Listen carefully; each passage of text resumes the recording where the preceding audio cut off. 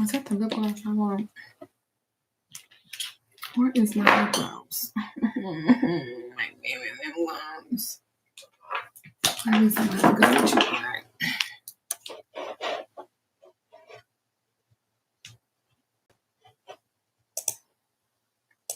So that.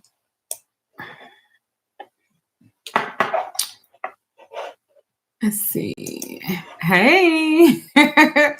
Hi. I need to save it for her.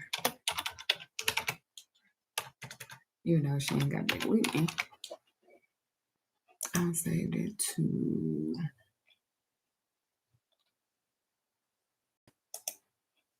Yeah. Hi. I'm just separate my screens real quick. Give me 1 second. Good evening, y'all. I'm not gonna tell y'all. This is the first day on my monthly flow. Aunt Flo is here to make a visit, and she is pissing me the fuck off today. I'm doing great. How are you doing? How are you doing? So yeah, this is about the best you're gonna get today. I hope y'all like it. This is all I got. This is all the fuck I got today. It's all I got in me. I don't got nothing else in me. All right, I'm just setting up my little stuff. Look, I started not to even do that, but I be trying to be committed to when I tell y'all I'm gonna do something, I want to do it.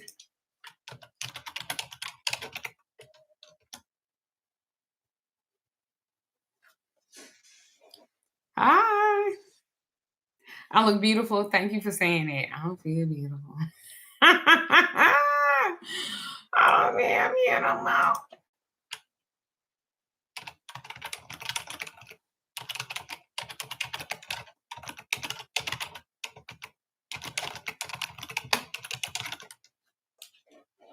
Okay, I'm just getting all my little stuff set up. All right. So I'm here. Look, I'm here. I'm being committed. I said that I was gonna do it. I really didn't fucking feel like it because again, Flo making her visit, and she's trying to work me. She's trying to work me. She's trying to work me, and so here I am. I'm here. Oh, bitch. And for everybody trying to give me any remedies, girl, I didn't try them out. These cramps I'll be playing. Thank God. I only literally go 2 days. So I guess I can't really complain because some people go way. No, I did not care. I didn't comb my hair today. Baby, I only go 2 days. So can we talk about that I only go 2 days? Listen, when I used to be really heavy, I used to go literally, I can go 7 to 14 days. Can you fucking imagine? And when I lost all that weight, I started eating healthier, really just doing the right thing for myself. And really taking my health serious and sugars and how I ate and everything else. I went from that to literally I go 2 days. 2 days. So I'm not complaining.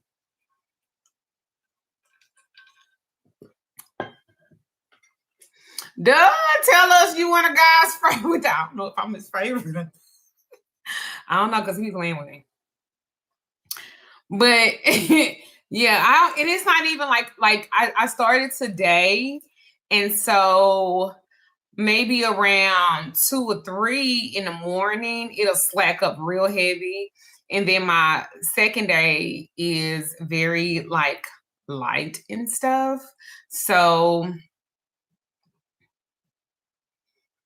I'm happy about that. Very happy. I wasn't aware that sugar and stuff had an effect on it. Absolutely. Absolutely. Absolutely. I am really big on eating right and drinking water and doing your vitamins, and you don't have to worry about that no more. You lucky fish. You lucky. All right. So tonight, let me take a deep breath. All right. So what's up, everybody? Welcome, welcome, welcome. Y'all remember that saying church? To episode 3 of Thursday Talk. I'm getting ready to. I am your host, Magickal Lady Duchess, and baby, we are back. And if you were not here for episode 1 and 2, then you already know. You know how I be doing if you watch my other videos. If you're new, welcome, bitch, and go and watch 1 and 2. The first episode, I was really, really nervous, didn't know what to expect. I still don't know what to fucking expect. The second episode, dude said I look like a tranny. That is cool. That's what he said. He asked me, was I a transsexual? I will take that because that means I must be really pretty. Because why would he say that? Because, bitch, the way I be fucking bleed for these little 2 days. But you know, whatever, but look. So ain't no telling what kind of calls are going to happen. And I'm open for it all. Just don't be trying to like troll me because you're not going to get the time you think you're going to have. But other than that, this is not a regular live. You can talk about anything. This is just you guys. You guys are real people. Y'all are in real life situations. And we are having real life conversations. There's no script. There's no rehearsal. There's no pretending your life is perfect. And definitely no sitting over here lying to me or to ourselves. Okay? You don't have to perform. You just say what it is and allow me to treat you like a client, treat you as I would anybody that was coming to me for advice. We're here to talk about relationships. We talk about marriage. We talk about divorce. We talk about money. We talk about spirituality. We talk about religion. We can talk about anything healing, anything sexual, anything with boundaries, anything with business, betrayals, anything, starting over. Sometimes we talk about some shit I can't even prepare for if I tried, okay? Because you control the conversation, all right? You call me, you tell me what's going on, and we're always going to talk. Now, before anybody calls the number, 469-583-9411, if you call Magickal Lady Duchess, I cannot promise you I'm going to tell you what you want to hear. I can promise you I am going to listen to you. I can promise you I'm going to give you my perspective. I can promise you that we're going to have a real conversation. Because sometimes you don't need somebody to agree with you necessarily. Sometimes you need somebody to say, baby, now you know that don't make no damn sense. I'm just playing. And sometimes you need somebody to remind you you're not crazy. You're just finally paying attention. And awareness is everything. So that's what Thursday Talk is about. So tonight, the phone lines are now open. You can call me 469-583-9411. Again, that number is 469-583-9411. You can give me a made-up name, your magical name, I don't know. Or you can just tell me what your first name is. Don't call and hang up because you get nervous. Don't call and say, oh my God, Duchess, I can't believe you answered. Don't do because you call the show. So come on here and talk. And then for anybody watching, I need you participating too. So get in these comments, share your perspective, ask your questions, and most importantly, share the live. So send it to your sister, send it to your cousin, send it to your homegirl. Hell, send it to the person you're currently arguing with. Maybe both of y'all need to be on the call. So if this platform or this community, my teachings, my lives, my Thursday Talk has helped you, also support the work. Your donations, your bookings, your purchases, your shares, your comments, your subscriptions are what allow independent platforms like mine to continue creating spaces where we can have these conversations. Because we're building something here, a place where spirituality can meet real life, and we're healing, and healing doesn't require pretending. So where accountability and comparison can exist in the same damn room, and where grown people can have conversations grown up wise without somebody immediately clutching their pearls are getting hyper offended. All right? So get comfortable, get your drink, get your tea, get your water, get your wine. I don't know what you're doing at your house. But get ready because this is Thursday Talk. This is episode 3. It starts right now. Real conversations. Anybody can call in. Let's get into some shit. And yeah.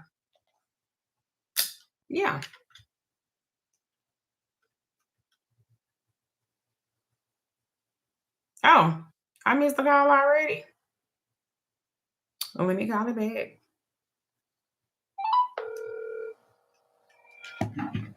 Can anybody hear the phone ring? Hey, Miss Duchess. Hi. So are you calling me for the Thursday night talk? Yes, ma'am. Okay. So your name is, and you don't have to give me your real name. Okay. I'll be Denise. You're going to be Denise? I am in your group. Yes, ma'am. Denise. Okay, Denise. Okay. So I want you to remember that this is a live public conversation. So don't give me nobody else's full name. Don't say the address. Don't say the workplace name. Do not say the phone number. Okay, this is weird. Or give me anything that identifies somebody who didn't agree to be on the show. Okay? Yes, now, ma'am. Baby, what's going on, Miss Denise? What are we talking about tonight? Okay. I am in your group, and I posted a couple weeks ago that my husband got angry with me and threw out my altar. And he threw away all of my spiritual things. Because I told him I didn't want to be with him anymore. And I moved back into the house. And I just wanted your opinion on maybe how to handle going forward. Okay, wait. Let's go back. So, Denise, so you were breaking up. Okay, wait. Okay, so you just gave me 4 different situations in one sentence. All right. So, so you told him you didn't want to be with him anymore, and he responded by throwing out all your altar and your spiritual belongings, and then you moved back into the house. Yes, because it's my house and it's my name. Okay, so I need to understand how we get from I don't want to be with you no more to I move back in. So I moved back into the house and he moved out, but he's trying to come back, and I'm like, no. Okay. So when you first saw him that you didn't want to be with him anymore, he immediately did that, or did you leave the house, or did you put him out? So we broke up for financial issues. Oh, he don't work. Look, he don't work. He had a back injury, so he hadn't worked in a couple weeks. So I was like, if I got to do it by myself, I'm gonna do it by myself. So you gotta go. But damn, wait. After 2 weeks with his back hurting, he wasn't working or nothing. He don't get short-term disability or nothing like that. No. So still out. That was like a month ago. It's like so yeah. No. So how long ago did he hurt his back? His back has been hurting a while, but I guess it actually went out, and he just stopped working. But yeah, financial. So his back went out, and I'm just trying to set it up where I can have a better understanding. So I'm just asking questions for that. Okay. Yeah, so it's a lot of content. I said I know it's a lot. It's okay. That's why I'm asking questions. So his back has been bothering him, right? Mm-hmm. So how old is he? He's 34. 34. Oh, he young. What the fuck? So how did he originally hurt his back? He does construction. Oh, he does construction. And so his back been bothering him, and he just quit.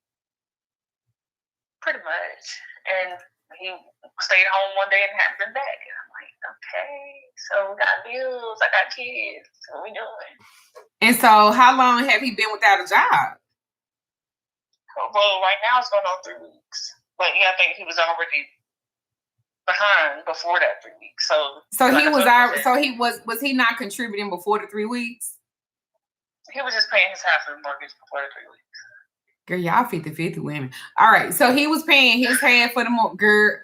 He was paying his half for the mortgage, and then he just didn't go to work one day, and he hasn't been working for the last 3 weeks, and then you was like, I can't handle this no more.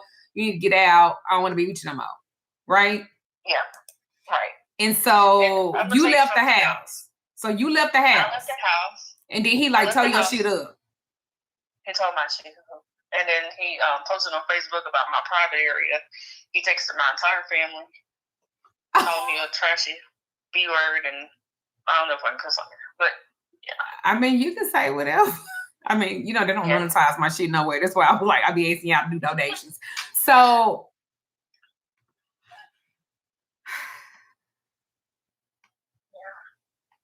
okay, so now I'm understanding this better. So he's 34. He works construction. His back started bothering him. It been bothering him. About 3 weeks ago, he stopped going to work.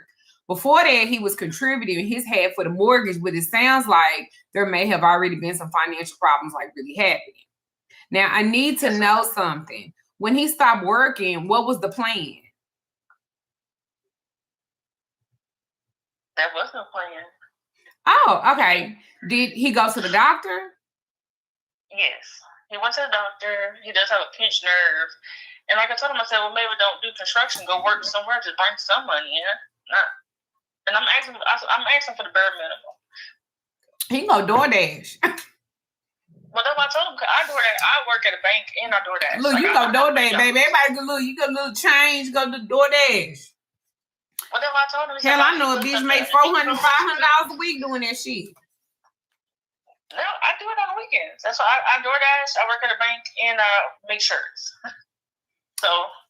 So did somebody tell him he couldn't medically work, or this is just in his mind, his back hurt, and he need to relax?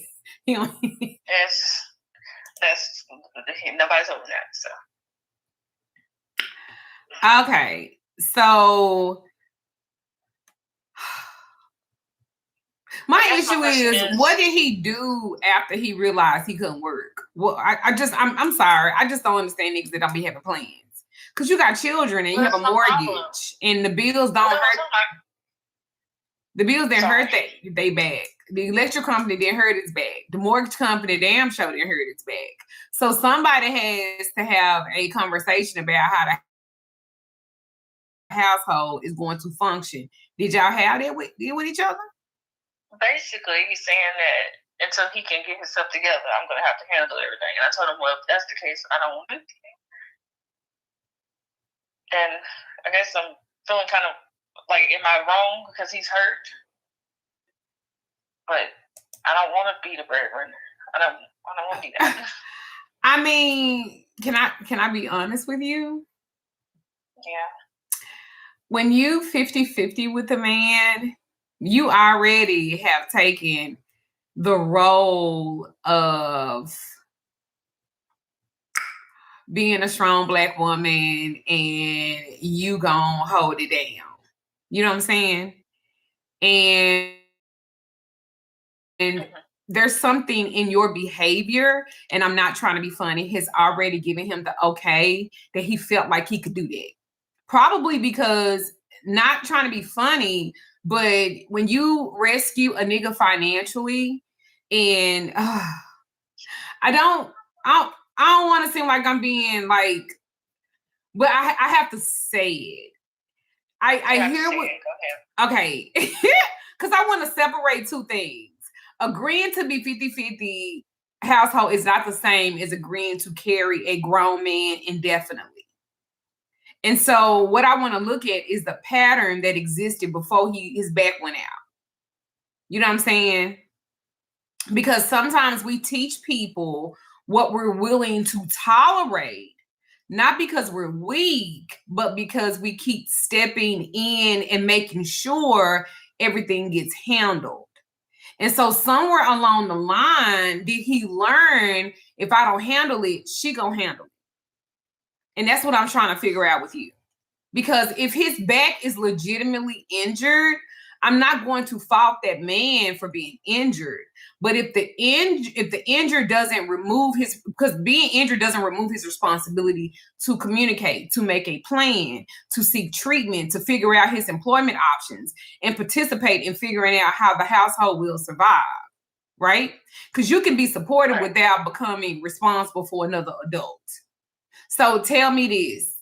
Before the last 3 weeks, when something went wrong financially, who normally fixed it? You or him? That's me. That's why I do that on the weekends. I make sure the kids got everything they need.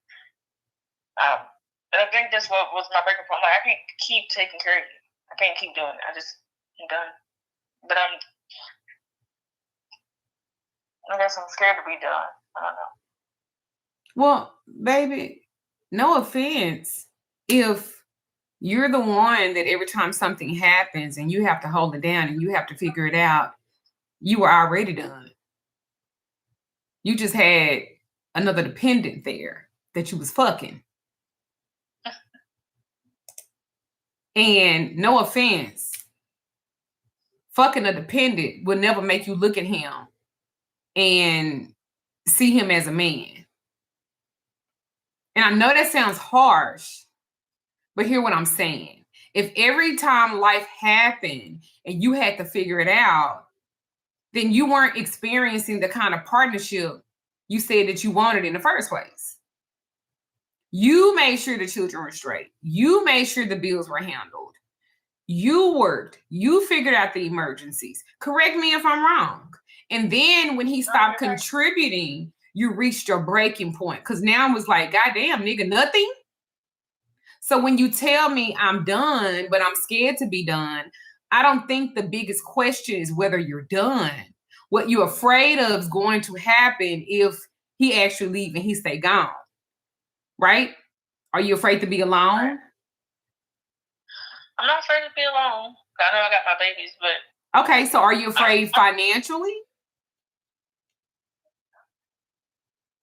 I was, but now, for example, this is the first one I have to really do it all, and I did it, so... Okay, so are you afraid that you're going to regret it? Yes. Okay. Are you afraid that he's going to change for the next woman? Yes. Are you afraid because you spent so much time holding this relationship together that you don't know who you are without it?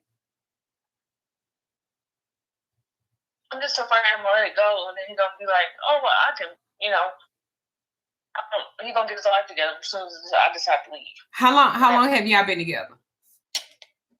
We've been together 9 years. In 9 years, have he got his life together? Say it louder. Say it with your chest out. No. All right. So what makes you think that now he is? All he's going to do is just find another partner that was willing to go 50-50, that was willing to handle it all, that's willing to take the bigger blunt of everything just like you did. You're not missing anything. No, I'm going to tell you what you're afraid of.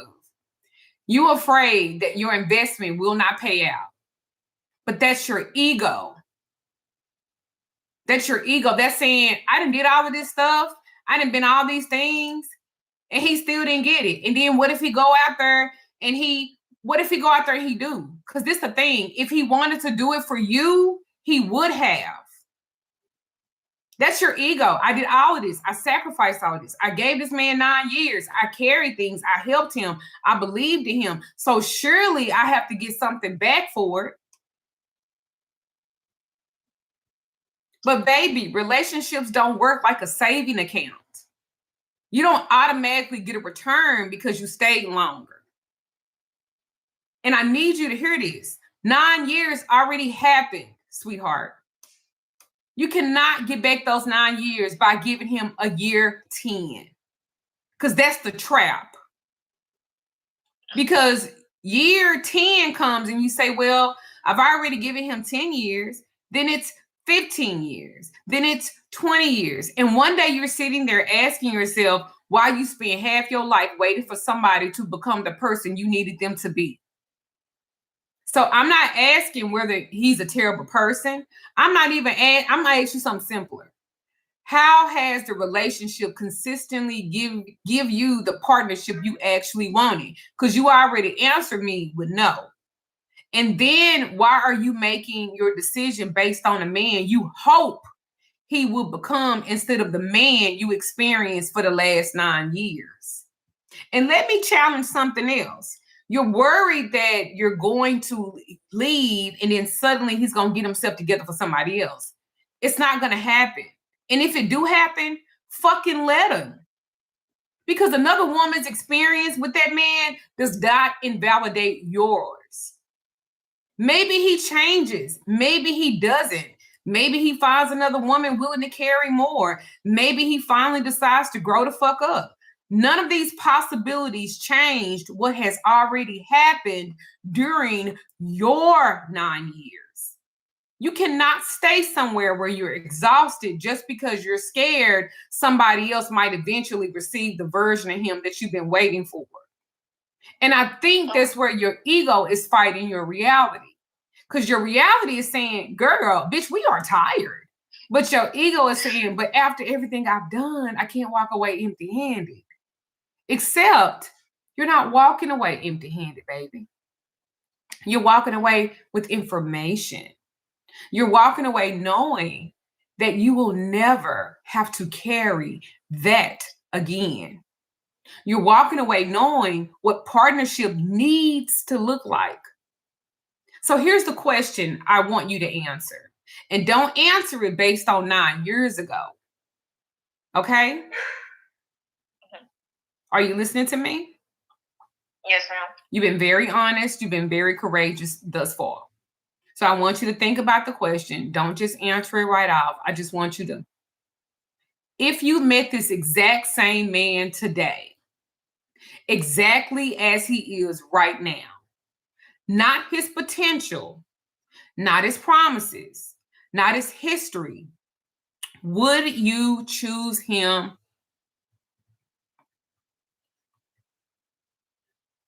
No, I wouldn't. All right. Because it's not what I want. All right. Your answer is no. That was so good, Duchess. Thank you so much. She said that was... I was like, she gonna cut me out. No, this the thing. Because your answer is no. Now you need to figure out why history is making a decision that the present day you wouldn't make.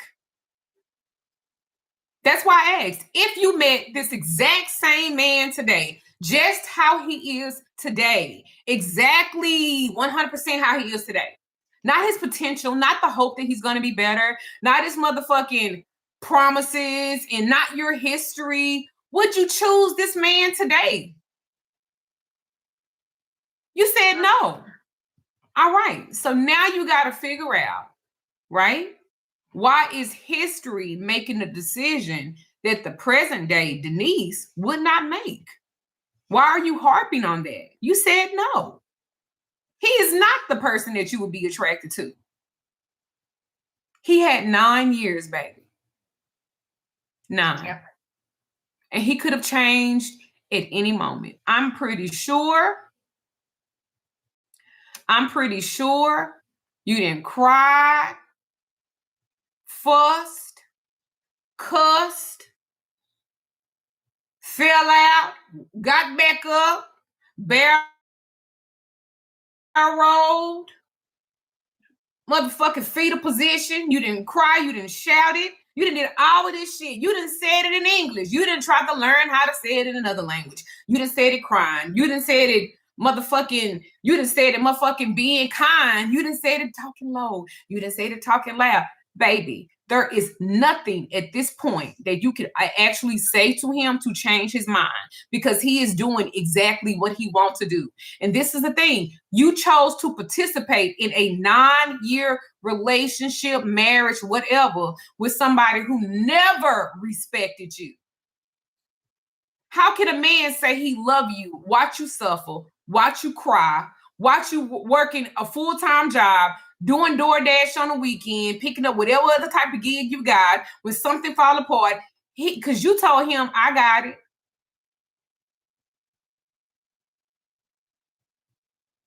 In hopes that he's just going to finally say, you know what? I'm doing Denise bad and I need to change. And maybe he will.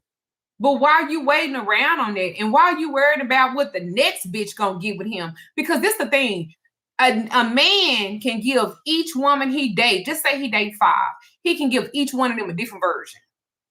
But I promise you today, the version that you got for 9 years, that is who the fuck he is. Now, he might put his mask back on, and he might be somebody else for somebody else, but you know the real him. You know the him that don't give a fuck.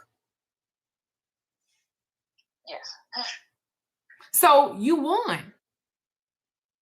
So the worst thing he did was he threw your outs away. That's stuff you can get back again. But I'm gonna tell you what he's not going to get. He's never going to get another you.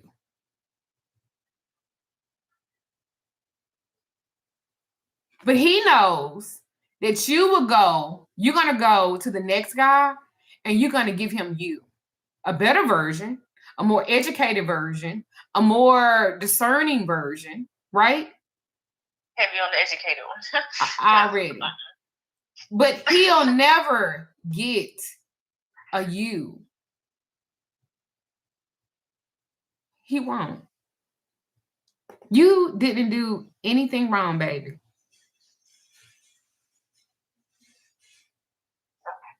You didn't do nothing wrong. Okay.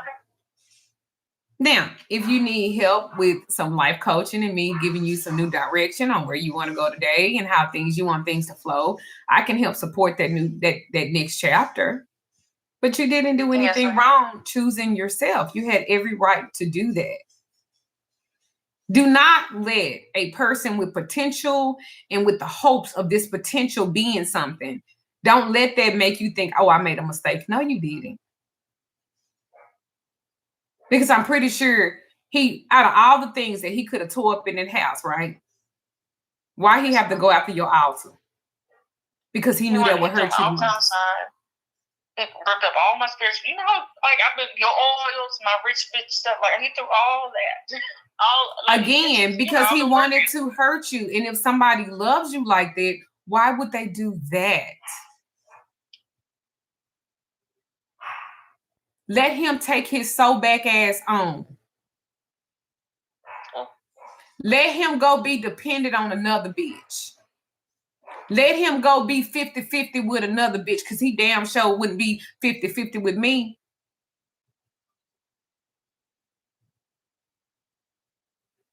And since you know his back is a problem, you got a picture of him standing up? Yes. You got a picture with his front and his back, his body? I'm not sure. Look. I gotta go digging, I'm sure. Go look and find a picture of his body. And I want you to make some copies of the said picture. Okay? Okay. Then I want you to take that thus said picture and I want you to crumble that bitch up. Write his name on it, write his date of birth on it, and I want you to crumble that bitch up. Crunch it up.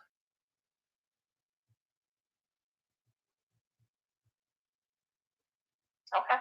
And as that paper crumbles, so would his motherfucking back.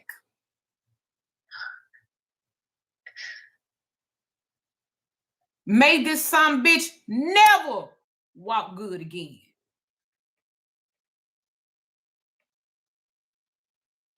And if you really want to do something real kind to it, burn it up after you crunch it up and put a little bit of your piss on it.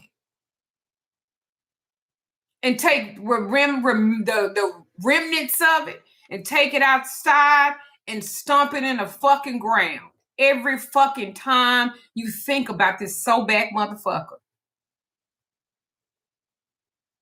That is what you do. I hope this helped you.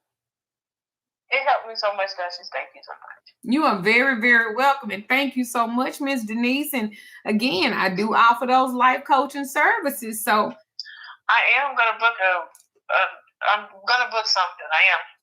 I'm going to book a reading. All right. See where we're going. Well, all right, Miss Denise. Thank you so much for being our first caller of the night. This was great. Thank you for sharing. Thank you for being honest. It took great courage. I don't think that anybody calling and they're sharing their problems, I think it takes courage to do that because so many people are afraid to. So thank you for sharing your story. Thank you. You're welcome, baby. Have a good night, y'all. You too. Hey, first call. Listen, y'all thank Denise. We appreciate her calling in and being honest and sharing her truth because that is not easy. That's not easy. But I tell you what won't be easy for this motherfucker. So back ass. Listen, don't let me know something wrong with you. Bitch, I've been in printed out pictures of this motherfucker and crumbling it up with a rock, tape this motherfucker where it's heavy, and I be driving down the street and I just start throwing the rock at me. Every time you turn around, this nigga falling back, giving out.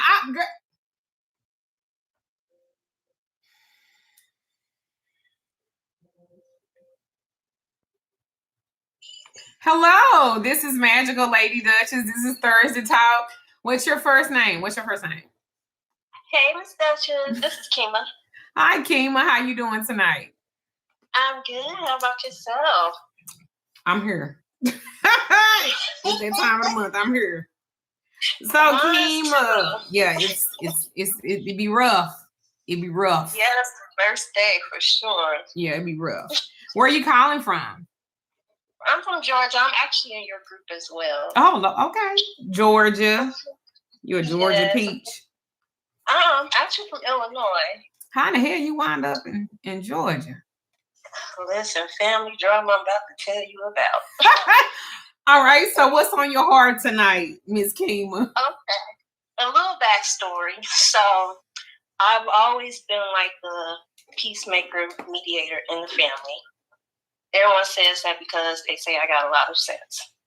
So that kind of explains what I'm about to tell you. So recently, I'm having some frustrations with my elders. I respect my elders, but I'm kind of angry and I want to cuss a few of them out. My grandmother is kind of on her last leg, and I feel like this one particular elder is trying to take her out early. She's just stirring up a lot of drama. This is the time for us to be spending time with grandma, just caring for her in her last days. But she's been coming home to Illinois, just stirring up drama with her sister, saying that she's going to spend all my grandmother's money so that nobody else can get it, and that she's getting ready to die. My auntie is also an Eastern Star. I know the power of the tongue, so I'm like, well, why do you keep trying to, say that my grandmother's getting ready to die? And I just don't like that. So a lot of the family members have been calling me to come home and try to make some peace. And I'm just trying to figure out how to handle my elders without getting disrespectful. Because I am very angry and I do want to cuss this particular elder out, but I don't want to get that far because I know my tongue as well. Okay, baby. Well, first of all, I can understand why you're angry because your perspective, grandma is approaching the end of life. And instead of everybody creating peace around this woman, somebody is talking about money and inheritance and death and family drama. That typically happens, especially when you don't have, wills and executors and stuff like that in place. But I'm going to tell you something. Respecting your elder does not mean surrendering your particular boundaries to an elder. Because you can respect somebody's age, their position, their title, and their spiritual standings or,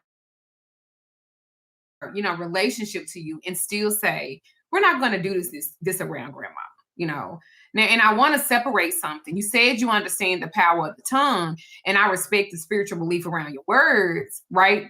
But I don't want you carrying the responsibility of believing that this woman's words alone are determining whether your grandmother lives or dies. Your grandmother's condition is your grandmother's condition. Now, what you can address is whether somebody is creating unnecessary stress or conflict around her. Yeah. And, there is where I think your authority needs to be. Because I just want to know, why is everybody calling you to come home and make peace? as they say, I'm the therapist of the family, and a lot of people listen to me when I speak. So they're saying, hey, we've been trying. There's still too much drama. We tried to talk to her, but she's still coming here, stirring up, causing stress. Can you come down and maybe talk some sense into her? So I'm like, okay, well, how can I do this without letting my emotions get in the way? Because right now, I don't have anything nice to say. Well, I mean, okay, so you're the family therapist. You don't want everybody to call. But baby, I need you to understand something. Just because you have influence don't mean every family crisis is your responsibility. There is a difference between being respected and being responsible for everybody else's emotional regulation. Mm-hmm. Your family has learned, call her. She'll calm everybody down. She'll talk some sense into everybody. She'll fix it. And because you're good at it, you keep getting the assignment.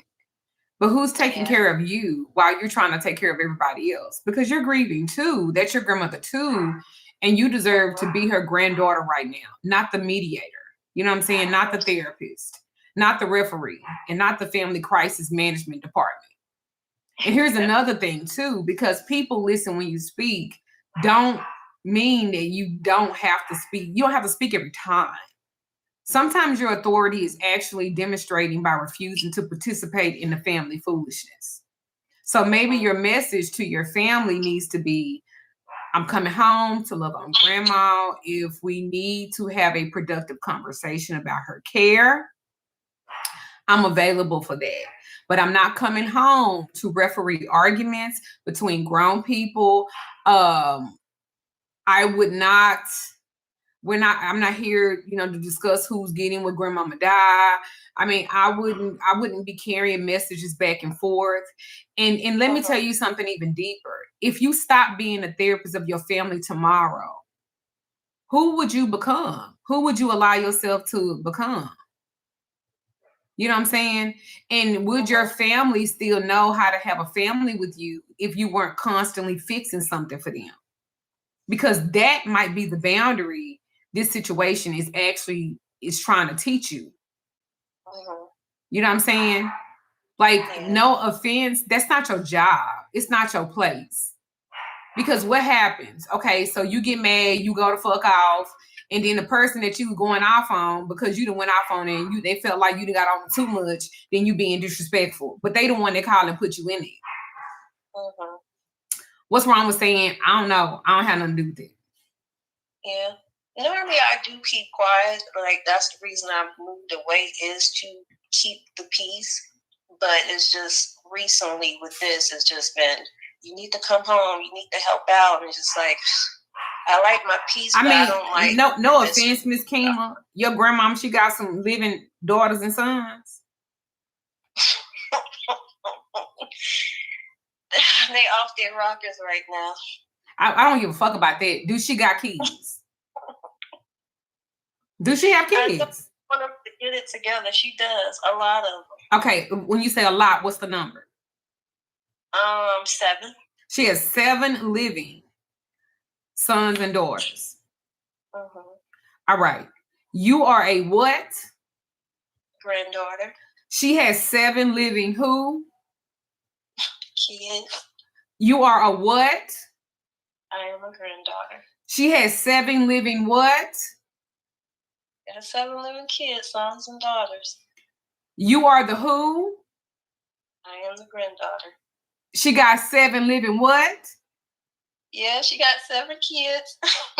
Okay, so what the fuck can you say as a granddaughter that these 7 living daughters and sons can't do? And that's the problem. It is the kids that's going at it. Okay, so again, you don't have nothing to do with it. Yeah. There's 7, including your mama or daddy. Yeah, they need on the rocker, off the rocker, beyond the rocker, below the rocker. They don't have shit to do with you. So if you go back and you start getting into business, you know you above your pay grade, because that's not your pay grade. Your pay grade is a granddaughter, huh? You're not a daughter and you're not a son. Huh? We have to stop making excuses for motherfuckers that are old. I don't give a fuck what her sons know, they out there rocking. So it's her motherfucking kids. She should have chose better. She should have raised them better. The fuck they got to do with you? You the granddaughter. You're not a fucking mediator. You're not a therapist. You're not the referee. And on the cool, no one's considering how you feel about this shit. You moved away for a reason. Don't put yourself back in that shit. Because there's nobody going to save you. Because if they was going to save you, you wouldn't have had to move away to get your peace. That don't make you a bad person for having standards. That don't make you a bad person for not wanting to be involved. Again, it is absolutely okay to say, okay, well, I'm going to go back, right? But your assignment is not to control your elders. Your assignment is to control your access, your participation, your response. And you don't have to cuss auntie out. You don't have to prove that you're the baddest person in the family. You don't have to prove that she's the baddest person in the family. You don't have to win the argument. You don't have to argue with nobody. Sometimes the most grown-up thing that you can do and say to an older person is, I love you, but I'm not participating in this conversation. And you can feel however you want to feel about that.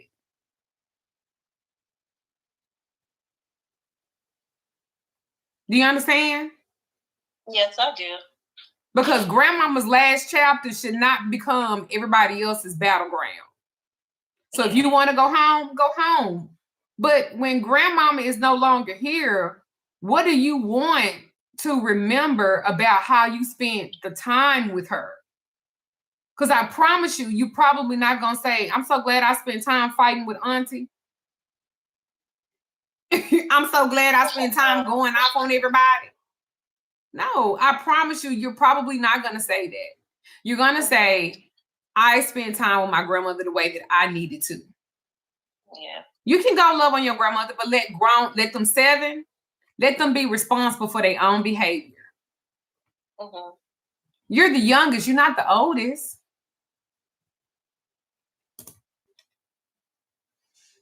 This is true. If she died today or tomorrow, you're not the medical power of attorney. So you can't make decisions for her anyway. She got 7 motherfucking kids. She dies, she leaves something. It's them motherfuckers gonna be fighting over her shit, which they probably fighting over it now. And no offense, she should have got a will or something. She should have went and got a trust or something. That's what's wrong now. Black people do not, and I say this and I mean it, we do not prepare for stuff like that. We don't do wills. We don't do what the fuck, trust. We don't set up anything. So when Big Mama died, when Pawpaw died, everybody fighting over they shit that they didn't even fucking pay for. That is not your problem because she didn't take care of it.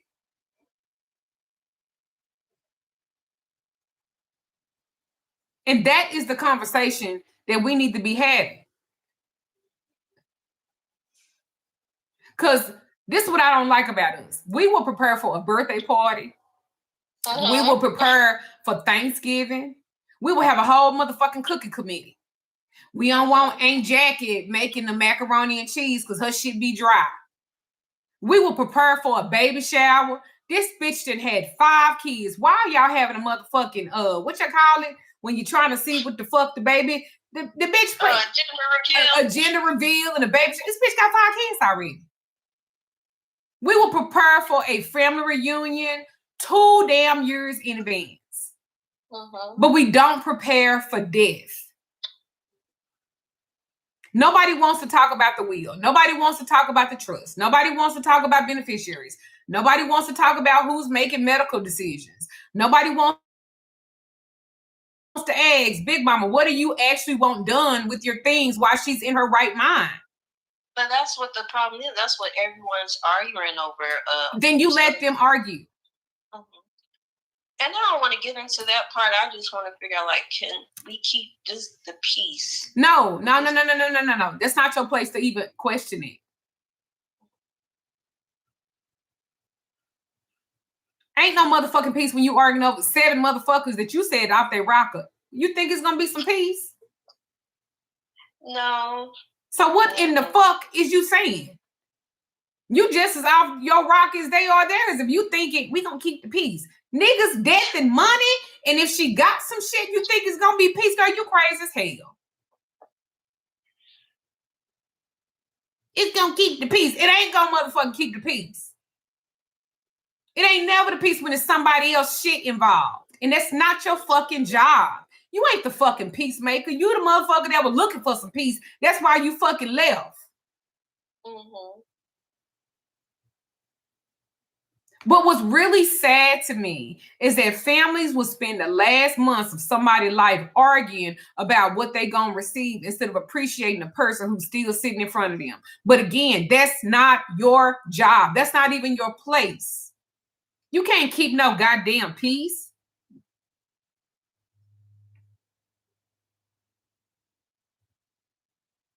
There wasn't no planning while grandmama could clearly communicate what she wanted. That ain't got nothing to do with you. Yeah.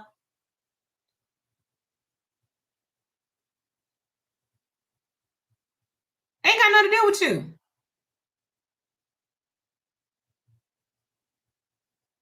And I want everybody watching Thursday Talk to hear me. Having a will, appropriate powers of attorney, beneficiary, the people that's designated, and where appropriate, a trust. It isn't being negative, it's planning.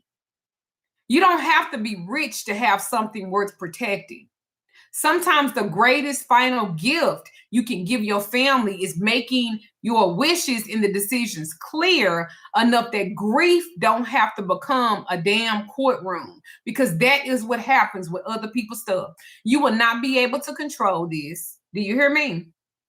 Mm-hmm. You will not be able to create peace. You will not be able to maintain peace. You can't establish peace, and you're going to go down there and you're going to be fighting. Because show us my name is what it is. That's what it's going to look like. So take your ass down there if you want to. No, I just, like you said, I just want to. You can't cuss nobody out about their mama. You can't cuss nobody out about their mama. Mm-hmm. Because you don't know what type of relationship they had. Can we talk about that? Yeah. Everybody want to talk about, well, this and that and that. That's her mama. That's your grandmother, but that's her mama. You don't know what type of relationship they had. You don't know if grandmama did something to her. And that's why she acting the way she acted. Y'all know y'all motherfucking families be fucked up with the secrets and everything else. Stay out of it. Stay out of it. You don't have an opinion. Okay. Stay out of it. Right. Now you're gonna go and be hard-headed and get involved. And you're gonna stress yourself out when I'm saying stay out of it. It don't have shit to do with you. What you gonna cuss out auntie for? You don't know the relationship that her and her mama had. You don't know what the fuck that went on. That's right. Keep your hands clean. You don't have nothing to do with that. I don't get in family shit like that.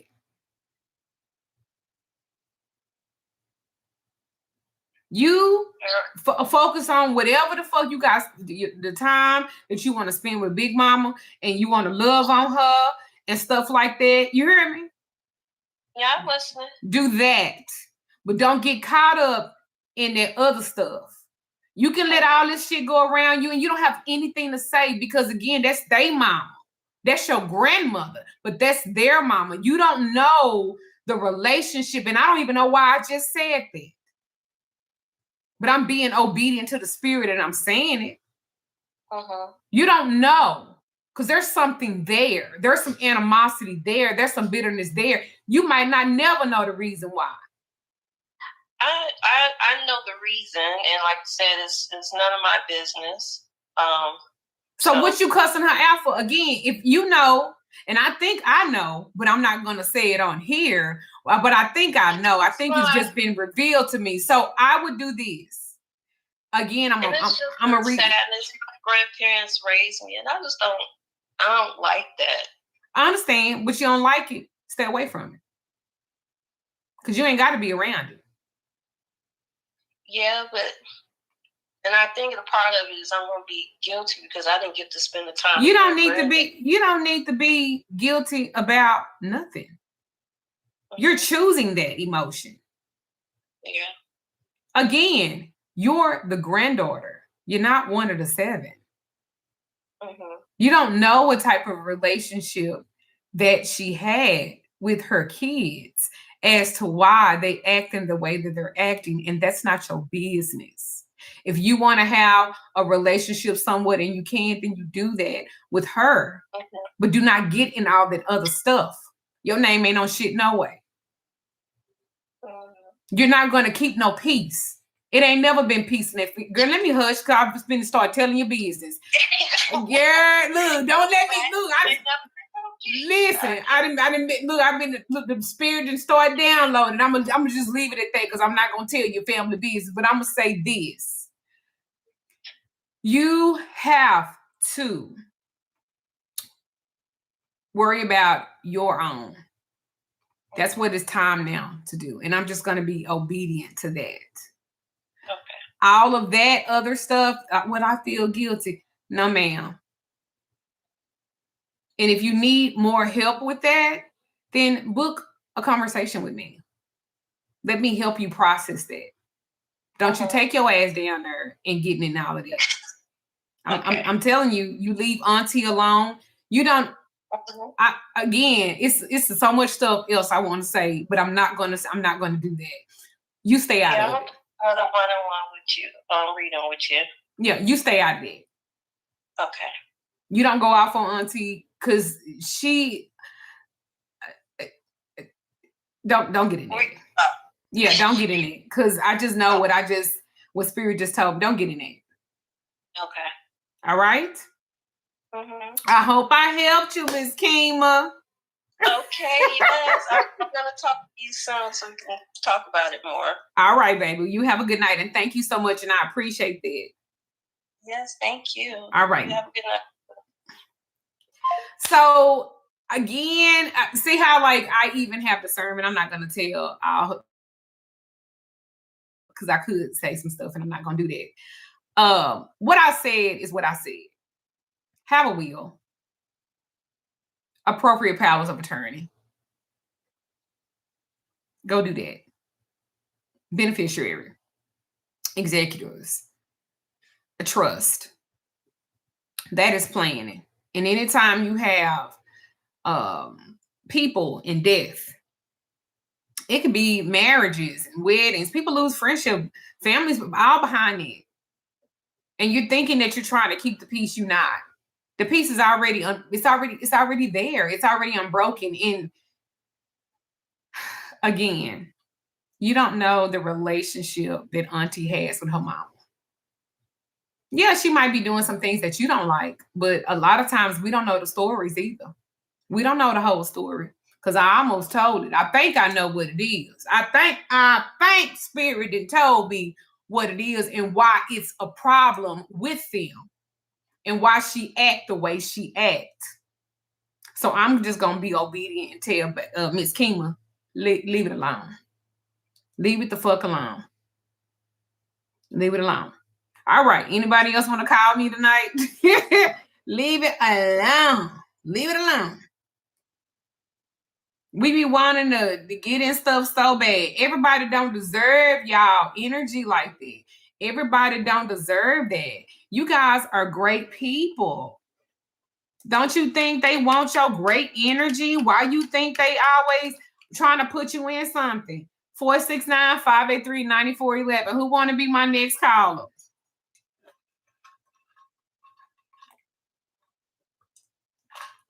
Very true, Liliana. Look at y'all over here tonight.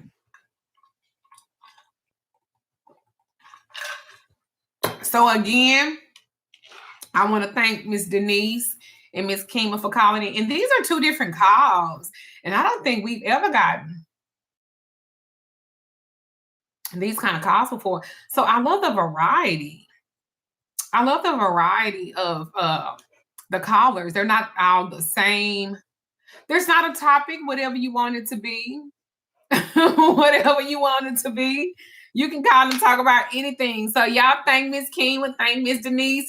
Cause I mean, again, it's it's not easy. It's not easy. And this is the first call. These are different type of calls that we've gotten that we haven't gotten before. So thank them. And I appreciate that. But I'm telling you, I be wanting to say black people, but I think it's more than that. I think it's more than that. I think it's more than that. Somebody just text me, telling me they want to call. Well, call.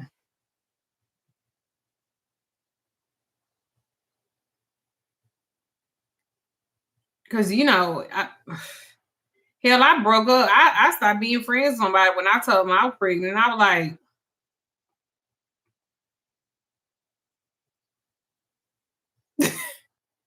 what is me giving up some pussy and I got blowed the fuck up like a balloon? Got the fuck to do with you? People just be, woof.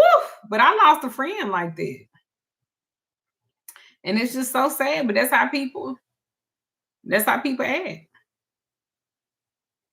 I'm starting to believe that people be looking for an excuse to finally say what they want to say. I believe that people will wait for things to happen so they can really be mean to you, but now they have a reason to be mean to you. Like, I really be thinking that people be on that type of shit. They be on that type of time. Like, they've been wanting to say that. But they didn't have I don't know if I'm saying it right, but they didn't have a good enough reason or excuse or something. Like, that's what I think. Like, people be looking for, I don't know if I'm saying it right, but I you know what I'm saying? Like, they be they be looking for a way in to be mean to you, to like get you back or something. Instead of them just saying whatever the fuck it is, they don't say whatever the fuck it is. What you say? You had a friend, Young Golden said, I had a friend that would invite me to parties, get drunk, and then tell me how much she really didn't like me.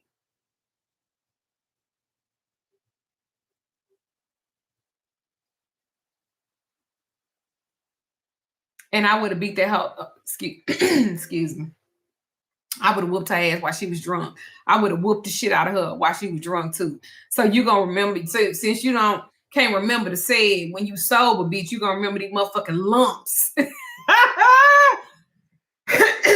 that's just, I just be thinking that. And then the shit that really get me is the shit that they finally have something to say. When they finally have the thing don't even be as big as their response or their hatred or their anger. And you like, damn, that wasn't even that big of a deal. But it's because they was just looking for something. You know what I'm saying? They needed something to solidify or to justify them acting like that. And you were like, damn, you didn't even have to go there like that, because it wasn't about that. It was about what they really been wanting to say. Just my opinion. Oh, I know who it is, Young Golden. I know who you are. Tay say my friend coworker stopped talking to me due to a work issue, then told me that she cannot be friends with someone with all these abandonment issues. I would have told her, okay. Okay. Hi. I would have said, okay. That's what I would have said. Okay. And I would have went on. Because believe it or not, you be thinking, see, y'all problem is y'all think that people think like you. You think that people think like you. You think that because you consider everybody. that they're going to consider everybody. Because you want to keep peace, they want to keep peace. Because you really don't want it to be an issue, they don't want to be an issue. No, they legit do. And a lot of people, and let's just be honest, a lot of motherfuckers are sociopaths. You can't make me think no different. A lot of people are autistic, and a lot of them hoes are sociopaths. They narcissistic as fuck. And what do you expect? What do you expect from a narcissistic sociopath? What do you expect? Well, I want to keep the peace. They don't even know what peace look like. So you're trying to keep peace with somebody that ain't even set up like that. Keep that in mind. Keep that in mind. And a lot of people, and you're right, Lillian, they do not care. You think that, let me tell you something. If y'all think that people think about you the way you think about them, you thinking wrong. Because people ain't thinking about you like that. They not looking at, oh, I hurt her feelings. I need to fix that. Oh, I did that to her. I should tell her why I'm really mad. They're not going to ever do that because they're going to always be the fucking victim. They're going to always be the problem. Thank you. Thank you, sweetheart. They're going to always feel like that. They're going to always be like that. They're going to always show themselves to be like that. And that honestly doesn't have anything to do with you. You got to stop making it about you. You didn't do nothing wrong and shit for them to be going off like that. No, they been wanting to be like that with you. They just needed a fucking reason. Y'all got to stop giving people chances when they show you red flags with friendships too. Y'all got to stop like letting people just handle you when they've been through a lot. Haven't you? You've been through a lot as well. Why are you giving them so much consideration when they are not giving consideration for you? You've been through trauma. You've had bad things that happen to you. You've had people to mistreat you. Why are you giving them a pass? Ain't nobody give you a pass. And I'm not saying you got to be tit for tat, but if you don't look out for you, who the fuck else is going to do that? What makes you such a bad person that you just deserve that, but they don't deserve that? And they're doing it to you. And and this the thing. Y'all got to stop asking for shit that you're not ready for. Y'all do all this work for alignment. Y'all do all this work for this, for this, for this. And then when you have the opportunity, you default. Don't do that. And don't let people treat you like you're not that bitch. You are everything that you said that you are. You are everything that you fucking write petitions that you gonna be. You are everything. You're everything. You're everything right now. And y'all need to remember that. Is that all we doing? We doing 2 calls tonight? The first time y'all be 5. Look at y'all wearing me out.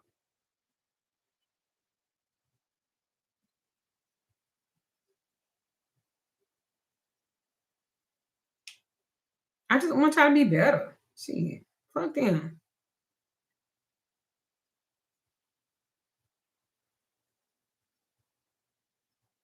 People know better.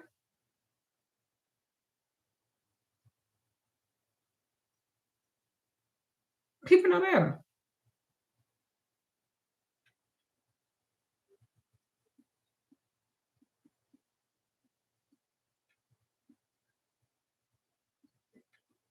I'm going down my list of people who asked to be on the list. I'm texting them to see they want me to. It feels like the same. Oh, wait. Hello. Hey. Hi. I got another Hello, person too. hi, Okay. Princess, Magical Lady Duchess. How are you? I'm good. What's your name?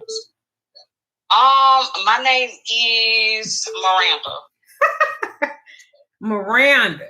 And how can I help? No, Courtney. All right. So not Miranda. Now you Courtney. I'm with it. Courtney. And So I wanted to oh, I'm sorry. Go ahead. I'm sorry. Where are you calling from, Courtney? I'm calling from Texas. All right. And so what's on your heart tonight?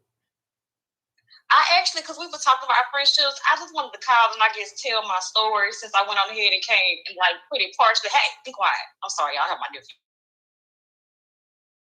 But since I kind of partially put it in the chat, I just wanted to tell the whole story. Okay. Okay. So this was back in like 2011, like spring of 2011, and I was in Grambling, Louisiana.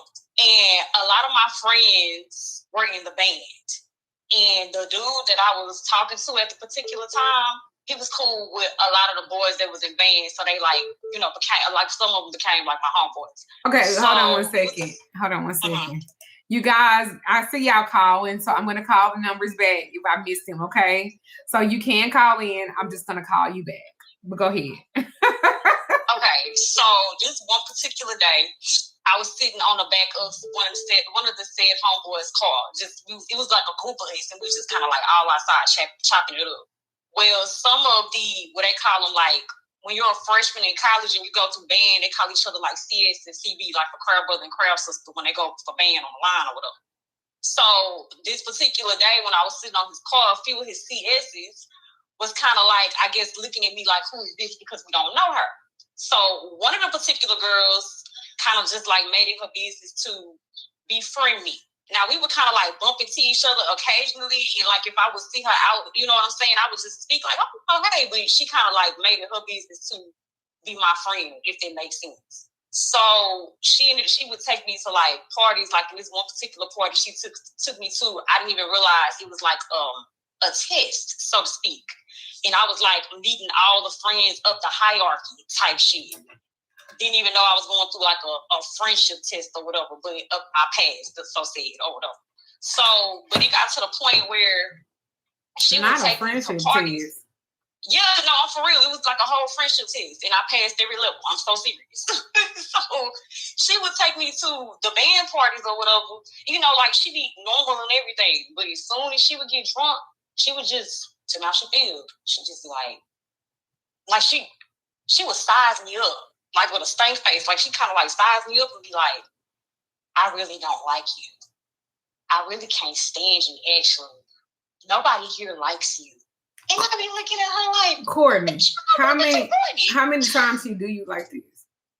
She did me like this more than once. I'm gonna say at least about a good 3 or 4 times. And what did it take? What was your final straw where you was like, I can't be her friend no more?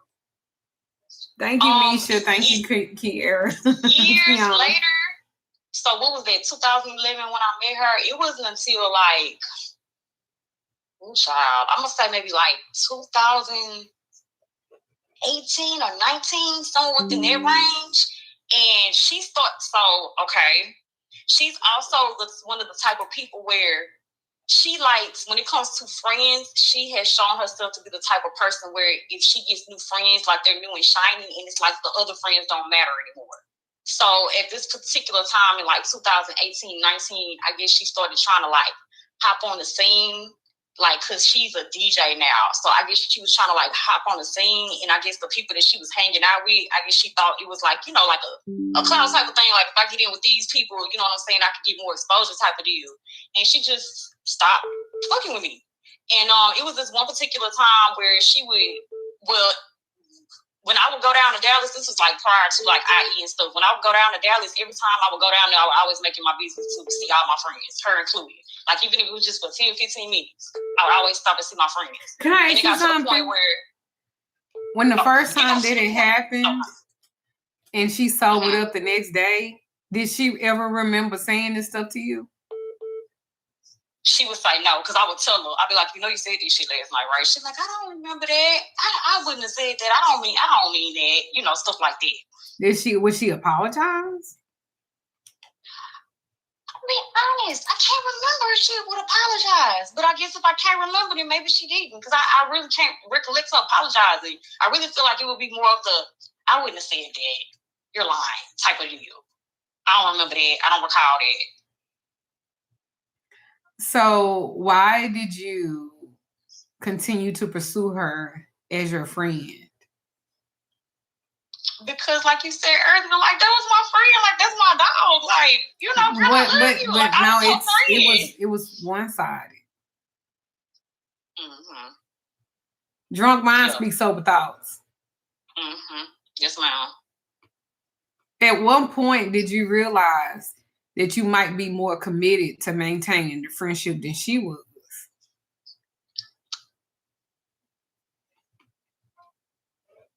I guess around the time when she stopped coming around, like when she would come to the city and she wouldn't say anything. Like I think the last time I reached out to her or whatever, and she was like, "Yeah, I'm down here, but you know what I'm saying? I'm about to go to a pool party." And like I told you earlier, I would always try to, meet up, and she started responding. So after that, it just became like nothing after that. So once I decided that I didn't want to pursue the friendship, then there was no friendship anymore. Now I can remember times when she would try to like formulate conversations and stuff over like social media, but it got to a point where I just don't follow her because I was like, you know what I'm saying? Like, you don't fuck with me like that, I don't fuck with you like that. So I just ended up unfollowing her on social media. Be sure next time. Next time that you have boundaries. Yes, ma'am. Because don't nobody get to freestyle they type of friendship with like that. And people don't even get that friendships. I think friendships be worse than relationships with a man or with a woman. I feel like friendships are like this breakup that we don't talk about. Yes. Because we don't think that it's a breakup, so to speak. But this is a person that be probably knowing 100% of your business more than the person that you marry. Somebody asked, how old were you at that time? Like 18, 19, 18, 19. Oh, you were young. Yeah. You better not do no whole ass shit like that now. Yeah, you were young. But do you know how to recognize that in friends and stuff now? Now I do. I think I'm going to be honest, like when it comes to friends, there has always been some type of weird energy on the other side of my friendships. Like even in elementary school, like one of my best friends, I'm gonna be honest, I think she resented me. She was Hispanic, but we were like really, really like we were best friends. Like I would spend the night over her house, she would spend the night over my house, blase. But when I ended up going to a different middle school, I would like reach out to her, like call her, because like I said, this is my friend. And she wouldn't pick up the phone, and it got to the point where her mama had to pick up the phone. It was like, Samantha's, out with her friends, or she's with her friends or whatever, and I told her to call you back.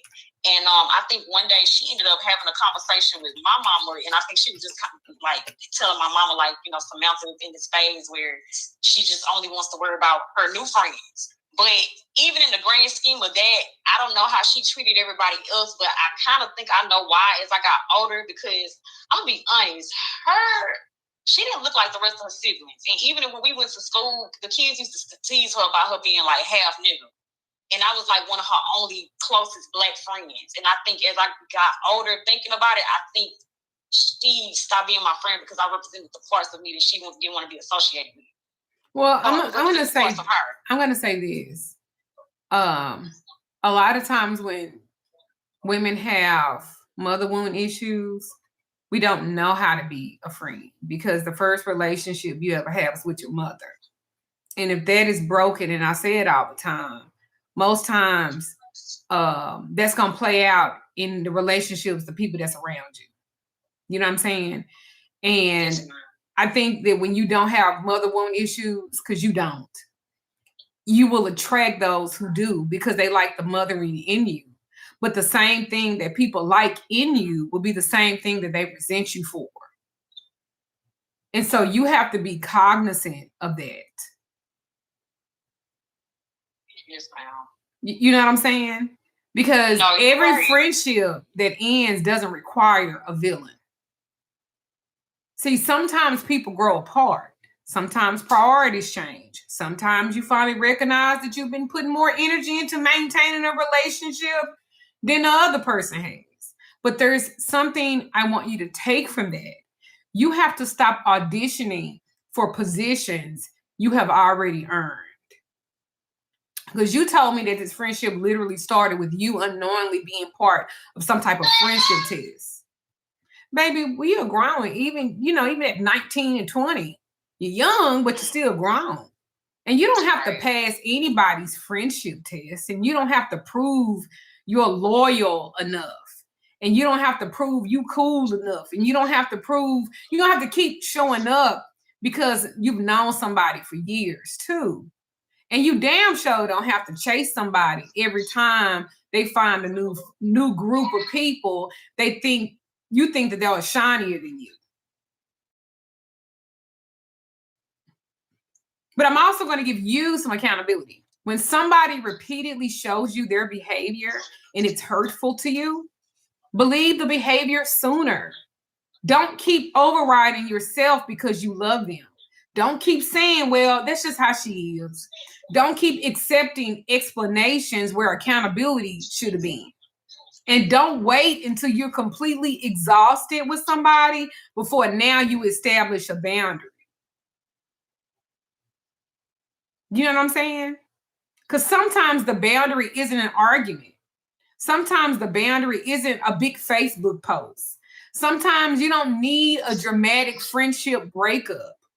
Sometimes a boundary is just simply saying, I'm no longer going to work this hard to stay connected to somebody who isn't equally working hard to stay connected to me. And then you have to release that. Because you can appreciate somebody who was to you without requiring them to remain who they used to be. You can remember Grambling. You can remember the parties. You can remember laughing together. You can remember being young together. You can appreciate every good memory that came from that friendship and still recognize the relationship no longer fits my life today. That doesn't erase history. It just simply acknowledging the present. And here's your homework from me. Don't ask now, bitch, was she really your friend? Because at different points, people were. What did the relationship teach you? What kind of friendship do you require now? Because that's the lesson you carry forward. You deserve friendships where you don't have to wonder where you stand. You deserve reciprocity. You deserve accountability. And most importantly, you deserve a relationship where you don't have to abandon yourself just to keep somebody else. So, figure you out. Take the lesson. Keep the memories that were good. Leave the bullshit, what happened, and keep moving. All right? Yes, ma'am. All right. Thank you, Miss Courtney. Thank you for your time. Thank you. Chad, look, let me see. Who else? I have a few missed calls. Let me see. Y'all don't have to do that. Y'all don't have to be sitting up like just settling for people. A lot of people don't know how to be nobody's friend. And I hate to say that, but I'm just believing it more and fucking more and fucking more.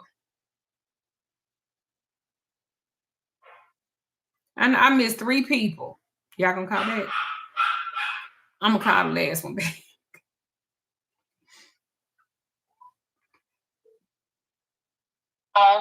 Hello.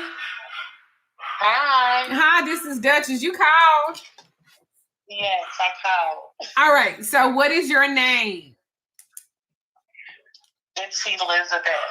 Elizabeth. All right. Mm-hmm. And where are you calling from? Kentucky. Elizabeth from Kentucky. I'm in your age group. Okay. So what's on your heart tonight? What can I help you with tonight?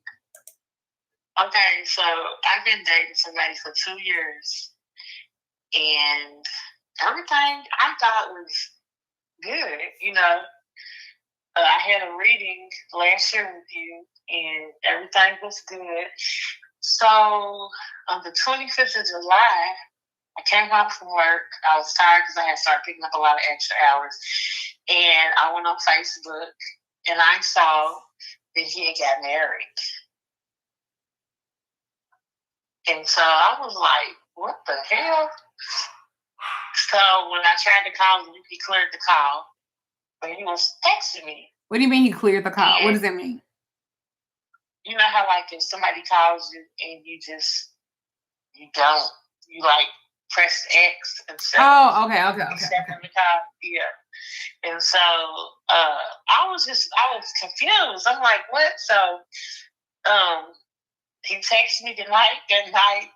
He texted me Sunday, good morning, the normal usual thing, and he was like, when are you off work? I need to come over there. I need some space. Wait, I'm sorry. Wait. He married her, right? He married now. Yeah, he's married now. And so I didn't say nothing Sunday because I was waiting to see if he was going to say something. So Monday, I said something, and I called him, and I said, well, why didn't you tell me? And he was just like shocked. He was like, who told you? I said, don't worry about who told me. You didn't tell me. That's what's important. Why didn't you tell me? You oh wait. All right, let me go ahead. So you've been dating a man for 2 years. You come home from work on the 25th of July. You get on Facebook, and that's how you discover that the man that you've been in a relationship got married. Yes. You didn't hear about the engagement. You didn't hear that there was another woman serious enough to become his wife. Because one thing I do believe, I believe that unless you are a wife, everybody's a girlfriend. That is what I believe. Okay. Now, that is what I believe. So you found out because you saw it on Facebook. And when you called him after seeing that he got married, this man declined your call, but continued texting you. Yes. So then the next morning he texts you like he normally does. Yes. Like, good morning, regular conversation, business as usual. And then he says, when are you off? I need to come over because I have something to tell you. Is that what he said? He said, I need to come over because I need some space. And I'm like, I'm working. He needs some. He needed some space. Yes. So I was kind of confused with that because I'm like, space from what? Because he has his own place. And he married his child's mother, okay? But maybe like a couple of weeks before they got married, I had just asked him, how was y'all's relationship? Like, I'm trying to figure out, because I've met his oldest daughter and I met the youngest daughter. But it was never like, he introduced me to the youngest daughter because that's who mother as his friend. And, that was... So in 2 years, had you ever met the baby's mother? No. You ain't never talked to her? No. Okay. So what explanation did he give you to getting married while maintaining a relationship with you? Well, he told me he didn't know how to tell me that because it's more to it than just that. And I was like, well, what is it? Is she pregnant? He was like, no, it has nothing to do with her. I said, well, it absolutely does for you to turn around and get married and not say anything. So you played in my face for 2 years. I said, because everybody knows. Did you meet his family? Would you meet his friends? Was you intricately in his life? I met his oldest daughter. I met his sister. He's not from here. He's from South Carolina. And so most of his family is back home where he's from. And so his sister lives here, and then his daughter, she comes in town sometimes. So we actually went to, there's a thing out here called Derby. We actually went to Derby together. And she went with us. So I was kind of like... So you in the 2 years, like his friends, you were around his friends and stuff? His neighbor, I met his neighbor. I'm talking about his friends. That's his friend. He don't really have a lot of friends here. Girl, what type of weirdo nigga is this? Girl, send me a picture. Girl, send me a picture. Let me see this nigga. Let me see. I'm gonna send the picture to your phone there. Let me see. Cause something ain't right. So he's slow or you slow? Which one are you? Because wait a minute. We're probably both slow. Girl, let me see this. Let me see this girl, this gargoyle. Let me see this motherfucking gargoyle, because I bet he ugly. He's not. I didn't send you a picture before I sent you another. But listen, he said the reason why he did that was to set his daughter up for her future, the 7-year-old, because he said that he's been dealing with his kidneys having issues with him for a while, and they just told him that his kidneys just failed. So I'm like, so what you saying, you about to die? And he's like, no, I'm saying, like, why I'm home. I said, okay, I don't understand. Like, it don't make no sense. Because it sounds like to me, you set the mother up. Because you didn't have to get married to set anybody up. It's called a will. It's called a trust. Well, wait. So is the lady gone? Wait. Oh, Lord. I knew it was gonna be one. Wait. While I'm processing, send me that picture of him. I need to see him. Now, is she gonna get this nigga a kidney or something? Is that why he marrying this bitch? I'm trying to understand. He telling you his kidneys failed, and he explaining for marrying the woman, he trying to make sure his daughters have a future and taken care of if something happened to him. Yes. Is the lady rich or something? No, but he got money. He's retired. Oh, this an old nigga. And his kidneys. He's like 40. He's like 48. He'll be 49. Wait. This is just, girl.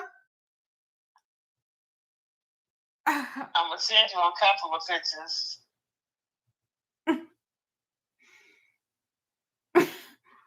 So, what exactly did he explain to you as to why he marrying her? She ain't giving him no kidney, and he got the money. He don't trust you. You be stealing. Why he don't trust you? Listen, he said, well, you told me you didn't want nothing serious. I said, I told you that in the beginning. Oh, yeah, he's slow. He's slow. Yeah, he's slow. I said, you know damn well I started having deep feelings for you because I shared that with you. And you could have told me, I said, because before you have a marriage, you have a proposal. You could have told me last year when you proposed to her. See, because I found her Facebook page. That's how I found out. Because he's not on Facebook. Did you get the pictures? Oh my God. Girl, he is ugly. What the fuck? He is ugly. You think so? Do I think so? Girl, this nigga look older than fucking 48 too.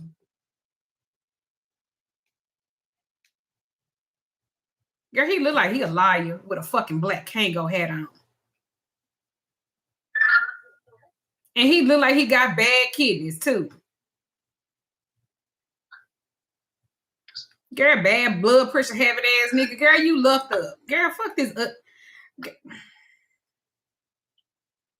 Girl, is that chain real? It's giving it's not. It's giving fake. It's giving fake chain. It's giving fake. This is the kicker. So now he's wanting to open his wallet up. And he's wanting to buy stuff and pay for stuff. If you need anything at all, but then means I got you. I'm like, what? It's not. Girl, he ugly, friend. Girl, he ugly. And he wasn't giving you money and shit before? He was, but not like he was when I would ask, but now he's just like anything at all. And I'm thinking like, should I be asking for stuff? Or should I just walk away? Okay, so what response do you want from me? I want the truth. Which version of it? Yeah, you get it. Shit. All right. So I'm gonna give you both sides. I'm gonna give you both sides. I'm gonna give you both sides of the coin. Okay. Okay. All right. I just sent you another picture. Go ahead. I mean, you can stop because I'm not impressed by these. Yeah, you can say you ain't gotta send me another. Oh, this the one, this the wife. Yes, girl. This is wedding outfit. It looks cheap, don't it? Girl, they had this at the community center. Not they got married July 25th. Girl, look at him. Girl, he looks swole. He like his liver fucked up too.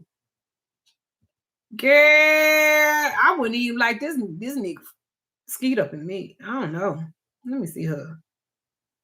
Oh, she like a barber the builder. She like a pygmy. Huh? She like he ain't gotta do shit for her. She gonna pay the bills. Who is this with this blue on? Is that you? Yeah. Girl, why you with this nigga? Because I started. Black nigga supposed to be chocolate and sexy. This nigga like a fucking bird. This is what I'm gonna say to you. I'm gonna give you both sides. You ready? Okay, I'm ready. All right. So, first of all, he's ugly. And ugly niggas should always be paying. I don't know what make y'all give these ugly niggas confidence like that, but ugly niggas need to pay. I remember back in my day, an ugly nigga was proud to have a pretty thing on his arm. He was proud. He would pay for it because he knew he was ugly. Now, because y'all keep y'all mouth closed, these ugly niggas be having all the confidence in the world. All right. So the bad side is one might say, the darker side. I'm going to say I would take every motherfucking piece of dime this motherfucker give me. You need anything? Yes. And I would have a list all the fucking time. Okay. Because he should, if that's what he wanted, he should have been man enough to tell you that. But now the access that you was giving him for free, you must now charge for it. So if he still want that access to you, he got to pay for it. Don't be giving up no free pussy to a nigga that can lie to you before God get the news. Right. Because if he ain't giving it to you, he gonna give it to another bitch. Because he don't look like he faithful to nobody. He look like he got a kind heart, but he looks slow. It look like in some aspects he can handle business. Like he got the mindset for that. He's very successful. Yeah, I can see that. But he's still ugly. And ugly niggas need to pay. You didn't make him come out enough. This bitch right here look like she will. She look like she a bitch to him. Niggas like, that's the vibe I was getting. Yeah, she look like she mean. You need to be meaner too.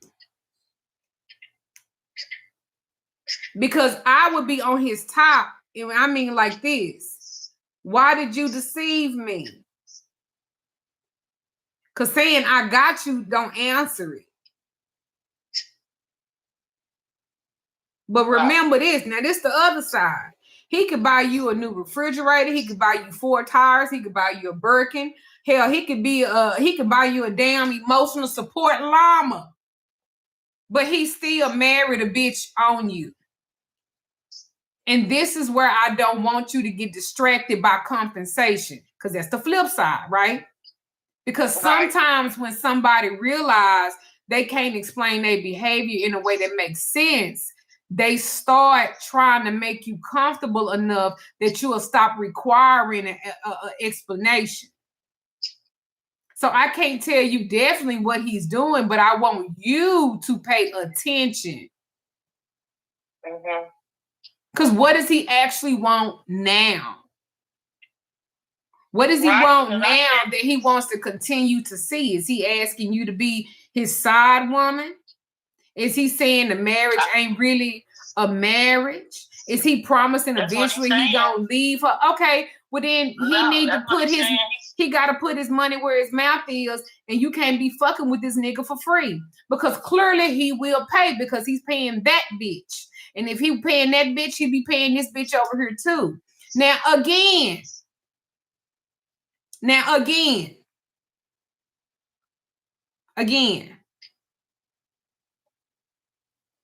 what in the 2 years that he gave you that was so good that'll make you still want to talk to him now after he betrayed you like that? Because do you still want this man? Not the man you thought that you had. Not the relationship you thought you was building. But that man, married, engaged behind your back, didn't tell you, you found out on fucking Facebook. Now you know everything that you know today. Do you still want him? Not in that capacity. I just want to spend the money. I'm being honest. Well, then have fun.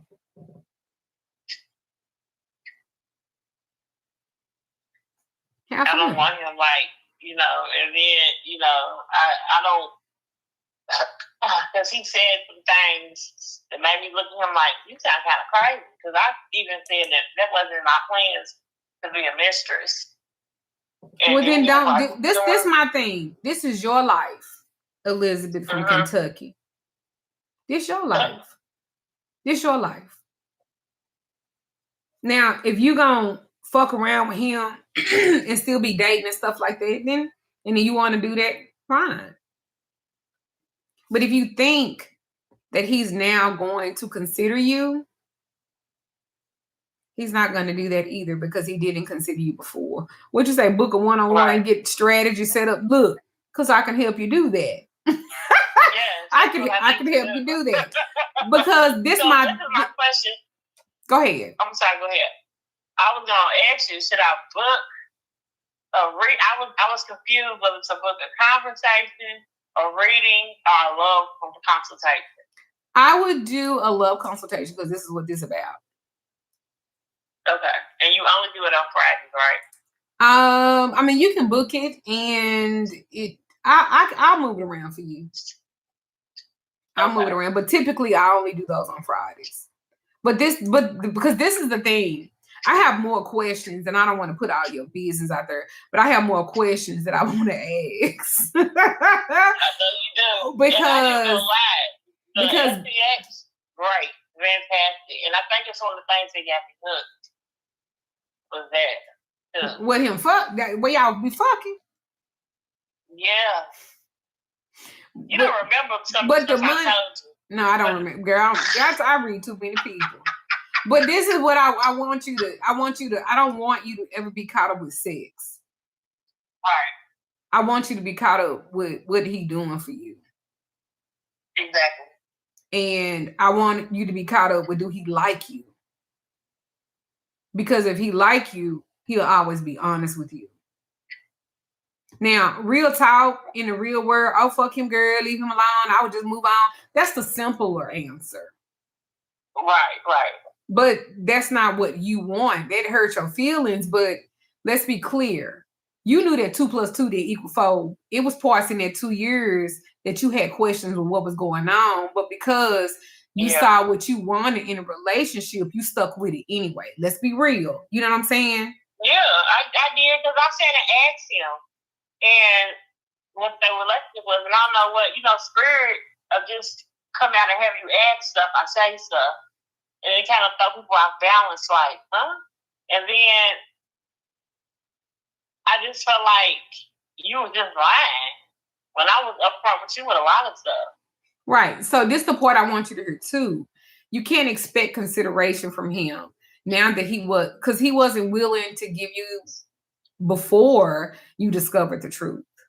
You know, this nigga had a whole entire engagement. He would have to pay for that. He had a whole wedding planning to consider your feelings. He would have to pay for that. He had a wedding day to consider your feelings. He would have to pay for that. You know, apparently Facebook considered your feelings before he did because you saw the post. Facebook was looking out for you before he was. Because my spirit was like, look on her Facebook page. So I went on there and looked. I said, what the fuck? Because he didn't know that I knew who she was. Because one thing I'm going to ask you to, and I want you to think about this. Now that you know the truth, what do you actually want? And what are you willing and unwilling to accept at this point? Because don't make another woman the center of this either. Because your issue is with the nigga who made the commitment, right? Who made the commitment while withholding a commitment that he was making somewhere else.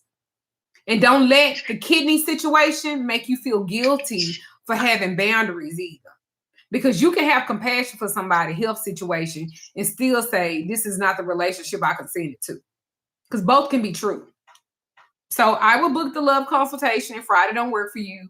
We'll move it around. And between now and then, I don't want you making decisions because you're angry, devastated, or lonely.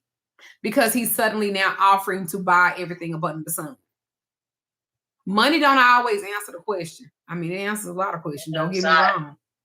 But gifts don't answer the question. Sex don't answer the question. Because the question is, Elizabeth from Kentucky, knowing everything you know today, what kind of love are you willing to participate in this point? That's where you got to start. Knowing everything you know today, what kind of love are you willing to participate in?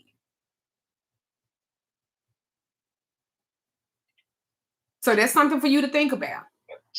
But I do thank you for trusting me enough to call and tell me this story, because I know finding out something like that publicly, it had to hurt.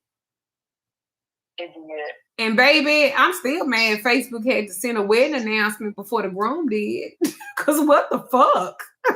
And he was just up my house a couple of days before that because I had moved. And I don't know if you seen the post, or he done bought me a new bed. He done do one of the other little stuff. Like,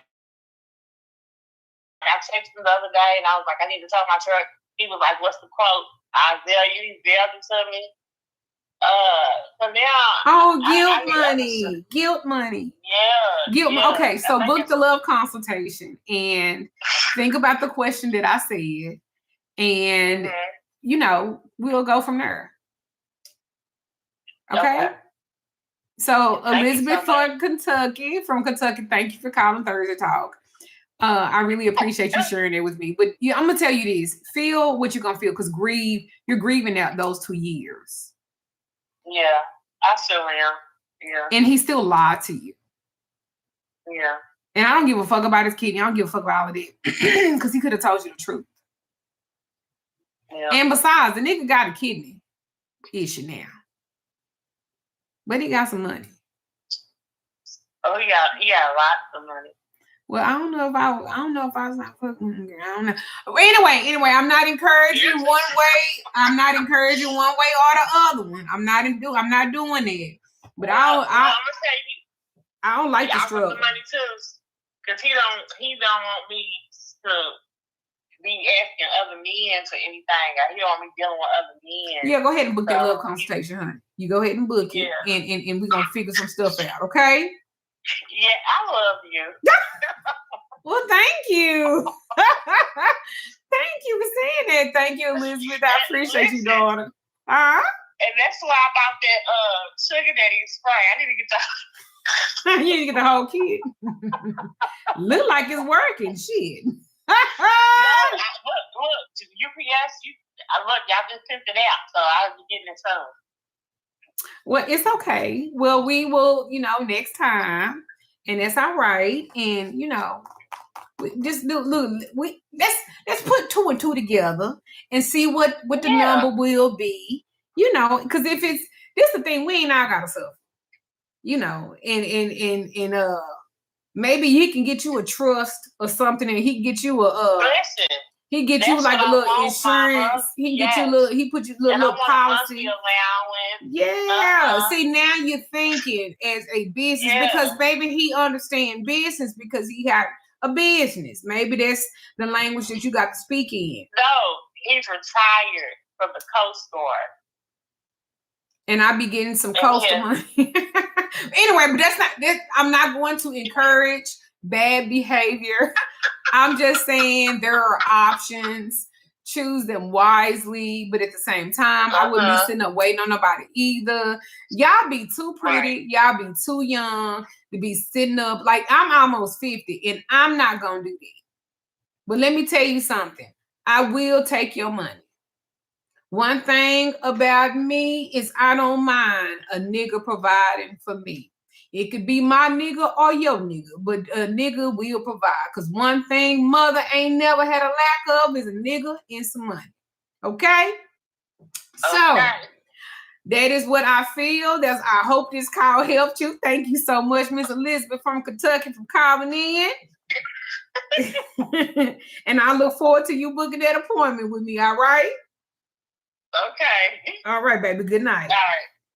Listen, I'm not encouraging nobody to do nothing like that.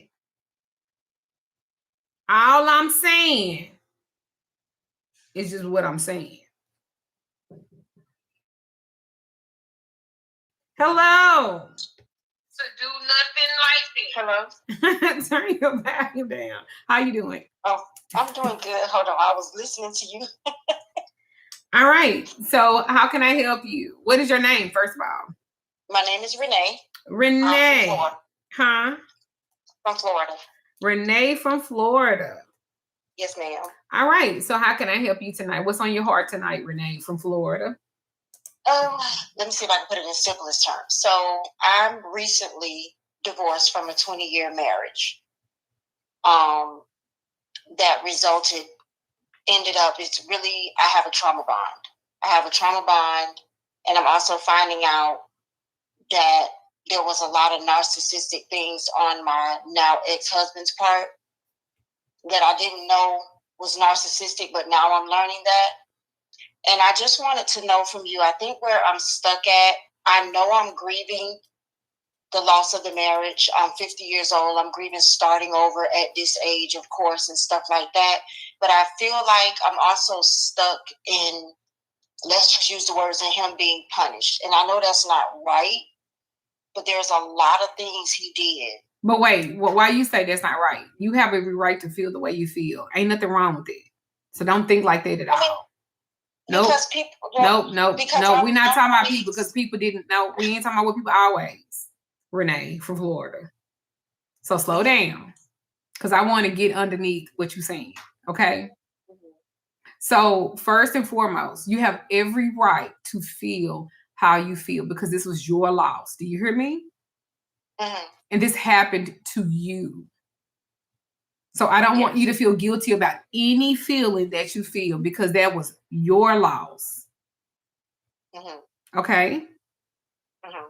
So I hear several different things happening at the same time. You ended a 20-year marriage. You're 50 years old. You're grieving this marriage. You're grieving the future you thought you were going to have. And you're trying to figure out who you are when you're no longer somebody's wife in the way you've been for 2 decades. And underneath all of that, you're angry. So and that's okay. And I want you to be careful with the word narcissistic because he may have demonstrated behaviors that you now recognize as being manipulative or controlling or selfish, abusive, and narcissistic. But I don't need to diagnose that man tonight to understand that you were hurt. Because what caught my attention is what you said, I'm stuck on him being punished. So let me ask you something. When you say you want him punished, what does punishment look like in your mind? Well, I guess where I'm stuck at and trying to get around, I really don't know. I'm not saying I want like horrible things or bad things to happen. But if you want that, that's fine too, though. But go ahead. But I just feel like in our case, knowing everything, especially everything that I know now, and things that were done and how they were done and relationships he had and all this stuff that happened, to me, it's just like, okay, but when does, it's like I'm going through all of this stuff, which is normal. But it's like, when does he go through anything based on what he did? He just completely did what he does and bounced to the next person before we even got divorced. And it's just like, when I say punish, I just mean, I don't know if it happens where people ever feel the repercussions of what they've done to other people. Okay, so I see I understand what you're trying to say. I don't necessarily think that you're sitting here saying, I don't want this man. I want this man's life to be destroyed, but you should be feeling like that because I would. But you're asking, where is his consequences? Because you're grieving. Right. You have to rebuild. Right. You have to process 20 years. You have to learn what happened to you. You have to look back at things you accepted and understand them differently now. Meanwhile, from where you're sitting, to jump to the next relationship, right? This motherfucker packed up his emotional suitcase, jumped into another relationship before the divorce was even final, and just keep going. So now you're looking around like, wait a minute, how the fuck did I get the homework when he calls half the class to fail? I understand it. Right. So, and I do listen to you all the time, and I just want to say I do come from a church background. Okay. So I think that bothers me as well, because I'm like, all right, Lord, where you at? You see everything this man has done for 20 years, and I have been there. I have held it down. I take accountability for my part of when I possibly should have left or whatever, but I did my part. And it's like, now he just jumps to the next. It's like, when even in life, like, does it just happen where some people just don't have any consequences or any even mental consequences to what they do? That's just where I'm stuck at. I want to move past it, but I'm angry, and it's like I'm waiting for something to happen, and I just want to move past it. I don't know if you have any tips for that, but well, this is the thing. Want to sit around. I think the part of healing that nobody talks about or nobody likes to talk about is that sometimes people do hurtful shit, and you never get to witness a consequence that feels equal to what they did to you.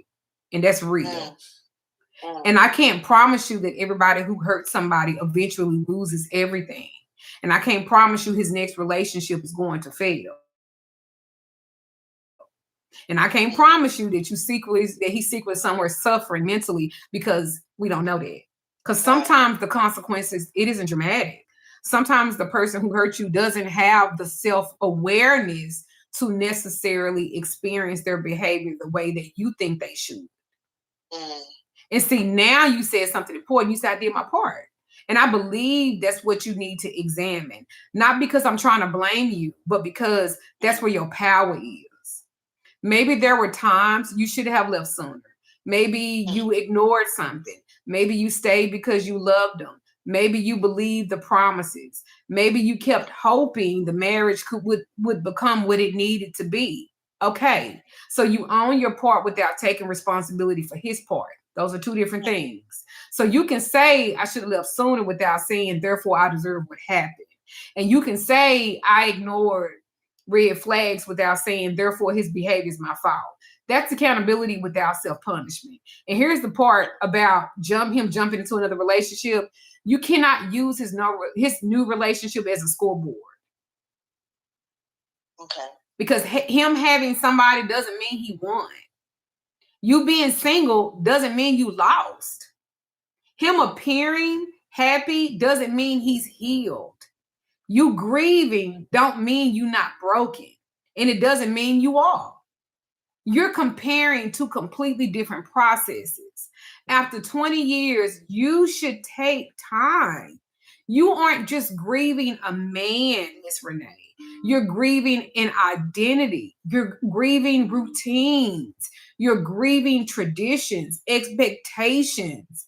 You're grieving the memories. You're grieving the future you pictured. and probably versions of yourself that existed inside that marriage. That's a significant loss. So maybe justice for you eventually stops looking like I need him to hurt, which I can hex him for you. Hit me up for that. But I need what I think what it is I need what he did to stop hurting me. That's where you at. Because imagine getting to this point where somebody tells you what he's doing and your nervous system don't even move. He's dating, okay. He got married, okay.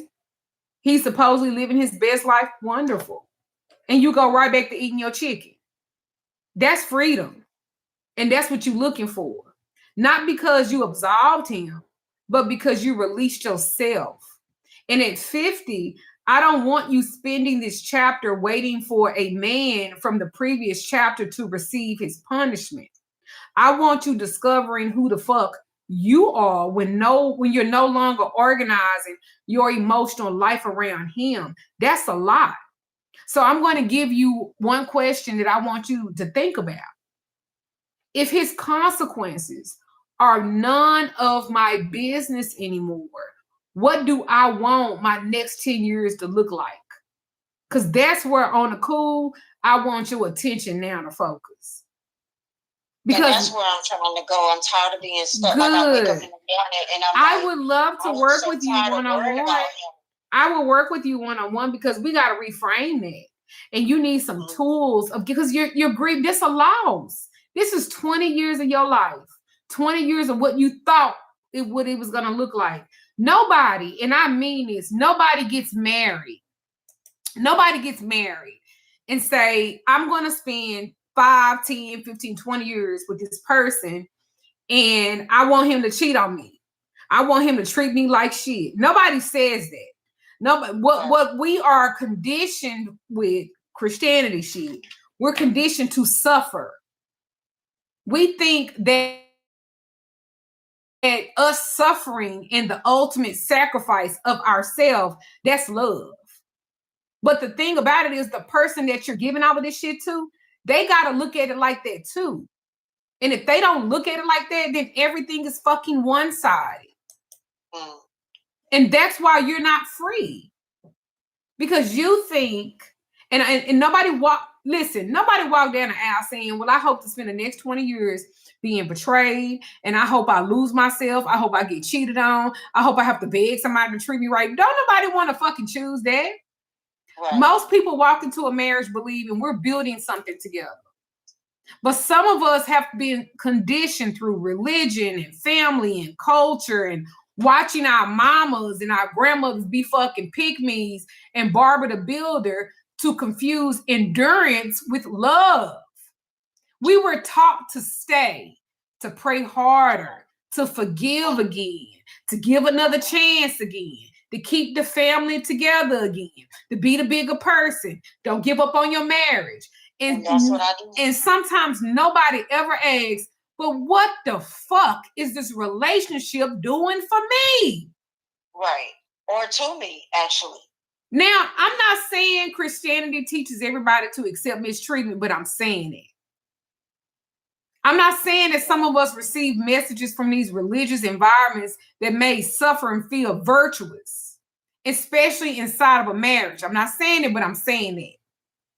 Mm-hmm. And it's dangerous when only one person is sacrificing, because sacrifice requires reciprocity to build a partnership. And if I'm constantly sacrificing and you're constantly benefiting, we don't have sacrifice anymore. We have a system, and you built a system with this man like that.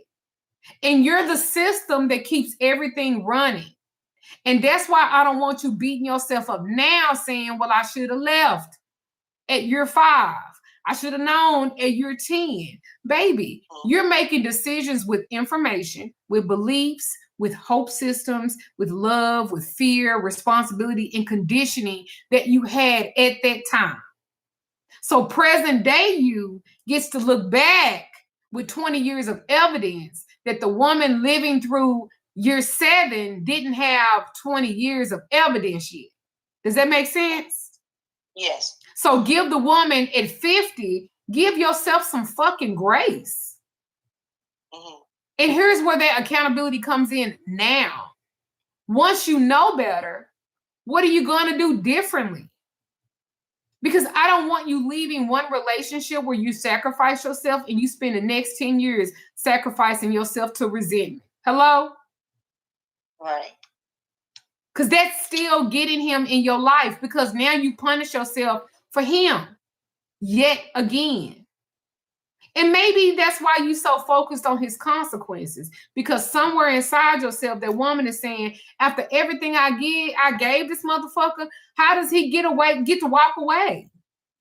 Baby. Yeah, I think that's what bothers me the But most. you get to walk away too. Not just legally, emotionally, spiritually, mentally. That's the divorce after the divorce. See, a judge can dissolve the marriage on paper. Now you get to dissolve the version of you that believed love required you to disappear. That's the work. And that's going to take some work. And I don't give a fuck when nobody say you can't do that by yourself. You have to have support. You got to have somebody feeding you. You've been hungry for so long. So I don't want you to make your next chapter about whether karma finds him, because trust me, you can pay me for that and I'll make it meet him head the fuck on. But you got to make your next chapter making damn sure that you never abandon yourself to love somebody again and to hate you because of you. Because of 50, Renee, you're not starting from scratch. Right. You're starting from experience.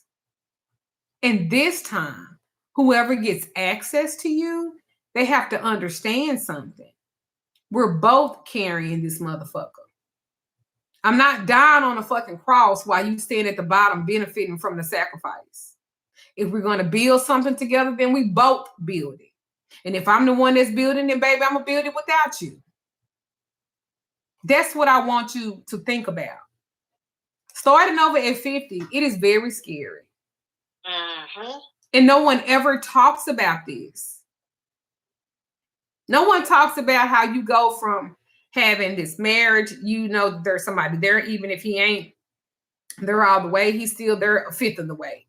Nobody talks about how it is that now you have to figure shit out completely by yourself, and it just affects you alone. But the thing about it is, it was always affecting you alone. It's just now you don't have that body there. Mm-hmm.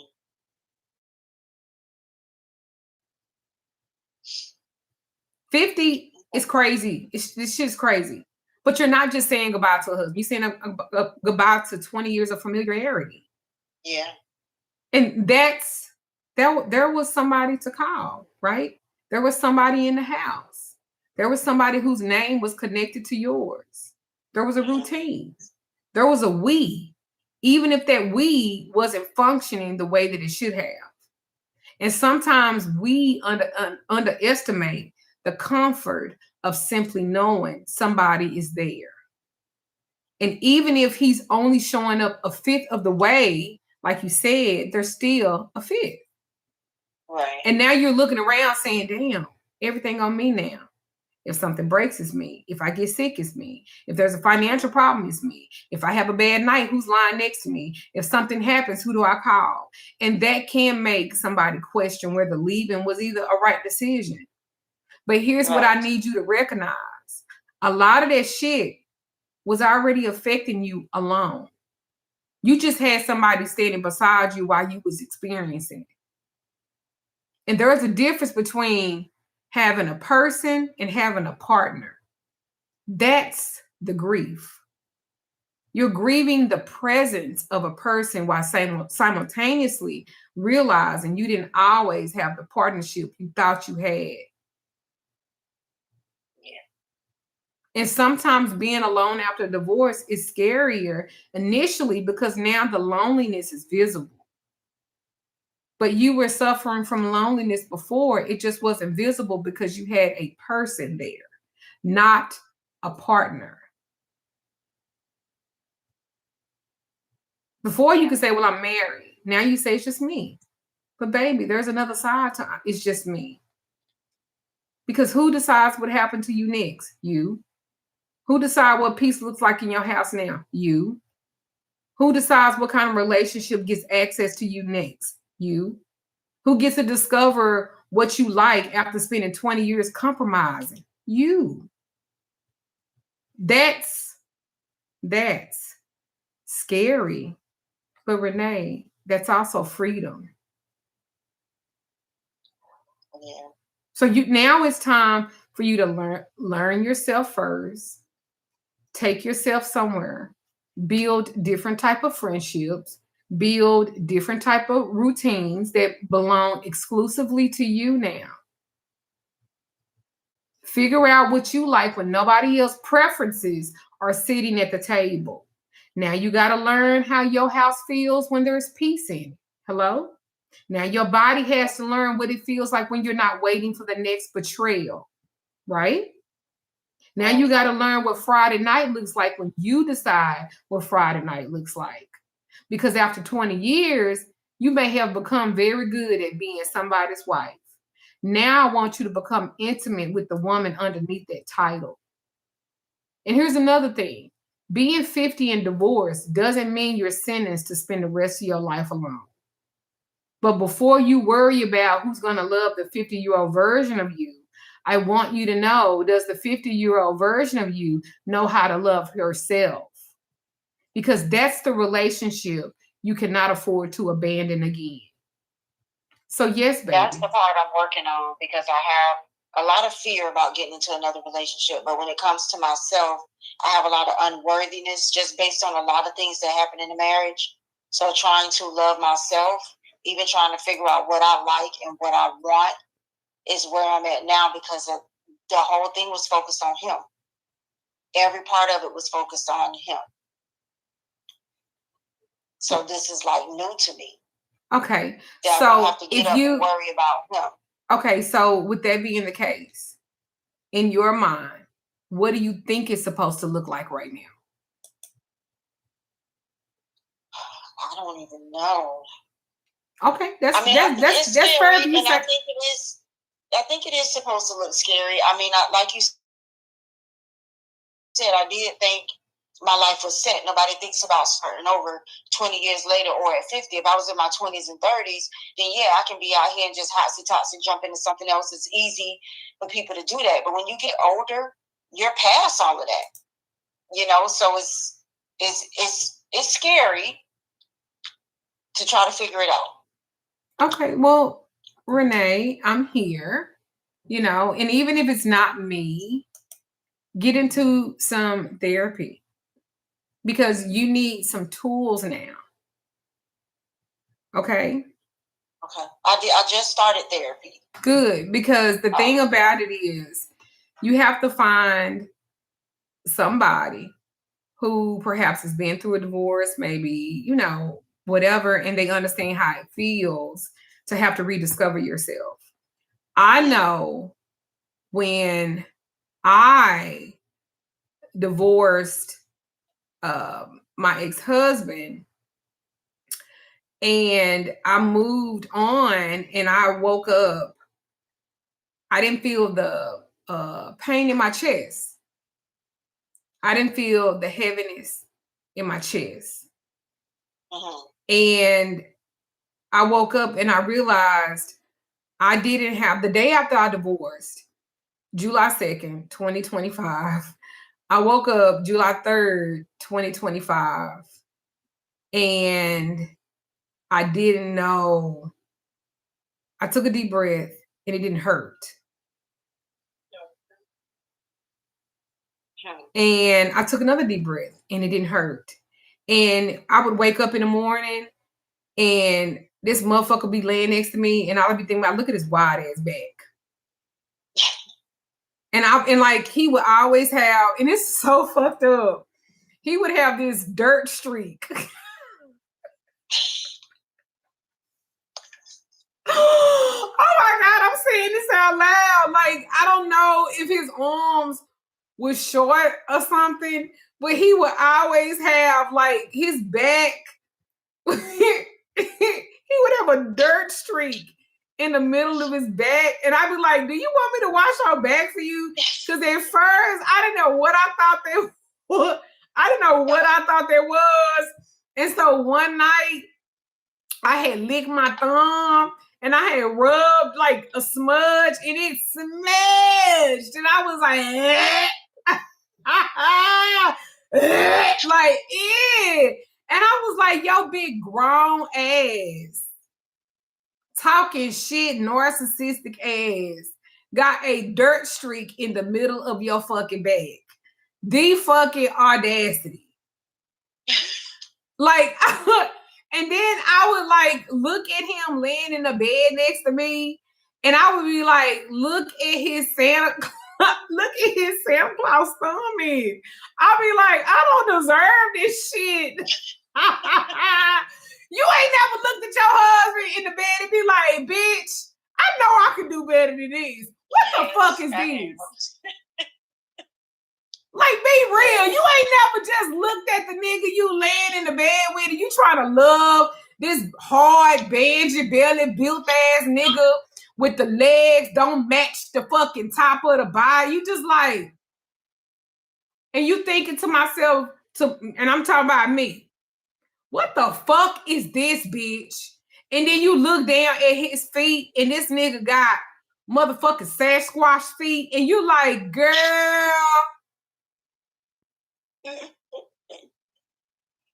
girl.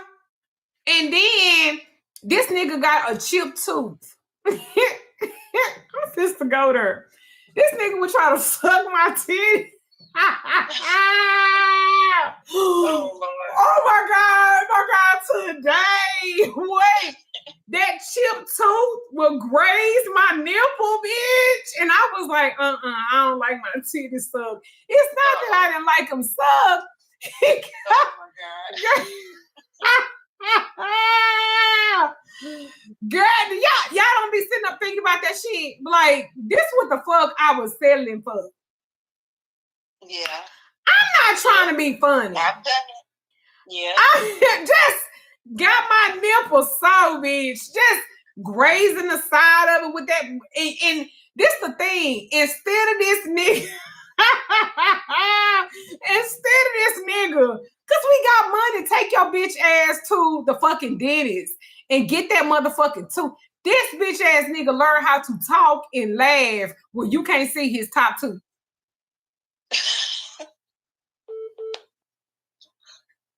What in the entire fuck?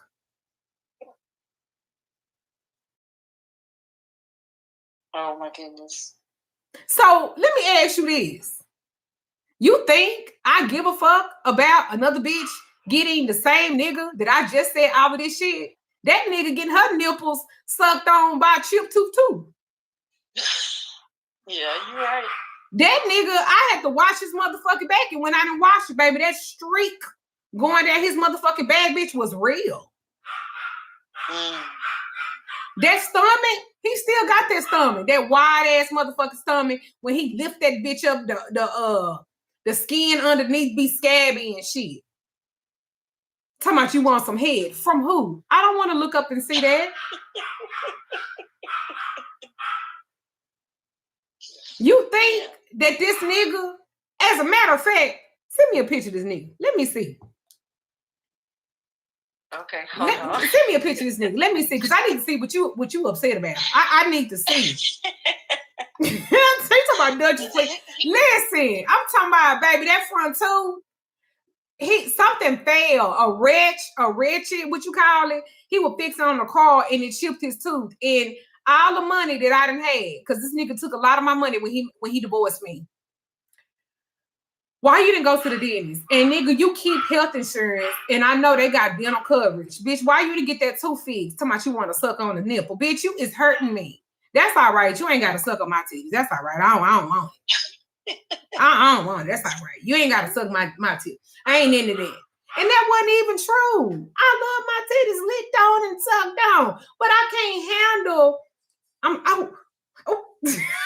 Oh, he's like, oh, okay, you like that? I'm trying to see you one because I tried to take him out of my phone.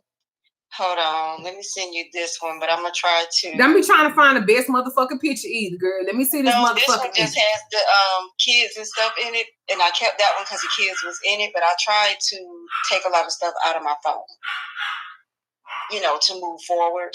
I understand. So, but I just be wanting y'all to I'm trying to understand find one when of you them. really look at that nigga, like when you really look at that person, you be like, you know what, bitch, I was tripping with my motherfucking self. Like, what was I on? You know what I'm saying? Like, Yeah. I ain't trying to be funny now, but my husband fine. This no nigga. No, this my ex-husband is not a looker. I am gonna say that. Oh yeah, you trying to give me a warning because you know this nigga ugly and you sitting up being No, I sad sent it behind to this you. ugly I ass sent it nigga. to Let me you. see. I ain't got it yet. You ain't get it? Like, I want to see this. Hold on. I'm just saying, y'all, because my husband fine now, and he don't have no he don't have no streaks in the middle of his back. It ain't a dirt streak. It ain't. Baby, that is a C booty. He got a C booty and a flat stomach. You know what I'm talking about? I can suck his dick and look right up. And it's leverage because, you know, because he got a little hook. Anyway, the point of it is, the point I'm trying to make is, I got a chocolate bald-headed nigga, you know what I'm talking about? And a nigga fine. He look, and his teeth ain't chipped. Do you hear me? That nigga damn near take you out trying to eat your pussy. That's all right. I don't like my clit lick. You ain't never looked. Child, I roll over now, and my husband is little. He ain't got no big old sword stomach. The nigga got a V. You know, he fine. And the nigga flex his thighs, and it's a muscle. You can see the muscles. Okay, I think it went through. You can see the muscles. You know, he got muscles the arm. It ain't flabby. Let me see. Did you get it? Girl, he got this red scully on. That's the only one I got left in my phone. That was one of the first things I did was try to get rid of stuff that. Bitch, I miss y'all. I'm speechless. This who we talking about? Mm-hmm. I know you fucking lying. I know you fucking lying. The only other one that's in here is a video. It's not a picture, but I know you fucking lying. Girl.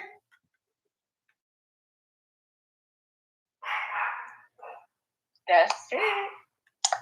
It ain't nothing. And that's you, the little light-skinned thing with the blonde hair next to him?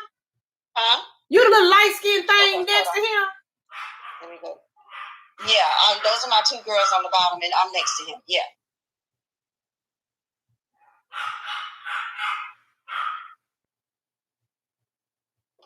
Girl, I know you fucking lying.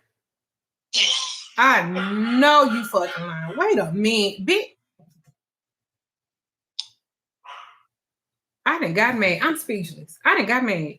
That's what we've been sitting up here talking about. I'm about to hang up on you. I know motherfucking well. Yeah. Girl, this nigga look like he's stuck in the 90s. Girl, and you pretty. Girl, you pretty. Thank you. Bitch, I know you. I'm sorry, I done called you a bitch. Girl, I know you lying. I know you lying.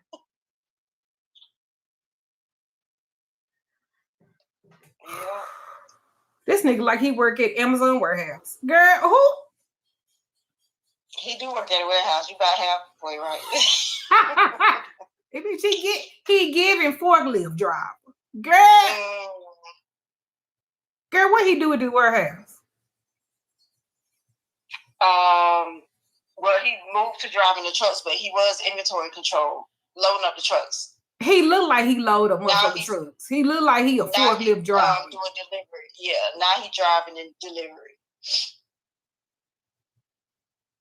Girl, he look like he cheat with fat black ugly ass hoes. Yeah, what he do? It look like them bitches don't be having shit either. And I bet they be And wanting you know what? And that's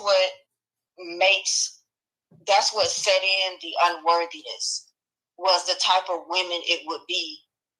And I'm not bragging on myself, but compared to me, it just makes you, that's just how it makes you feel.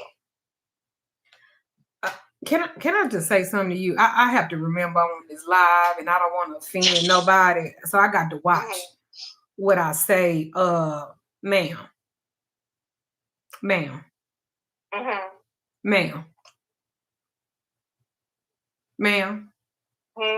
It looked like you picked up a homeless nigga, took him home, took him to fucking Walmart because they were still open, and dressed him up. Let me tell you what happens with stuff like this, looking at y'all together. And I want you to hear me. What happens when men get a woman that look like you because you're fucking beautiful? Do you hear me?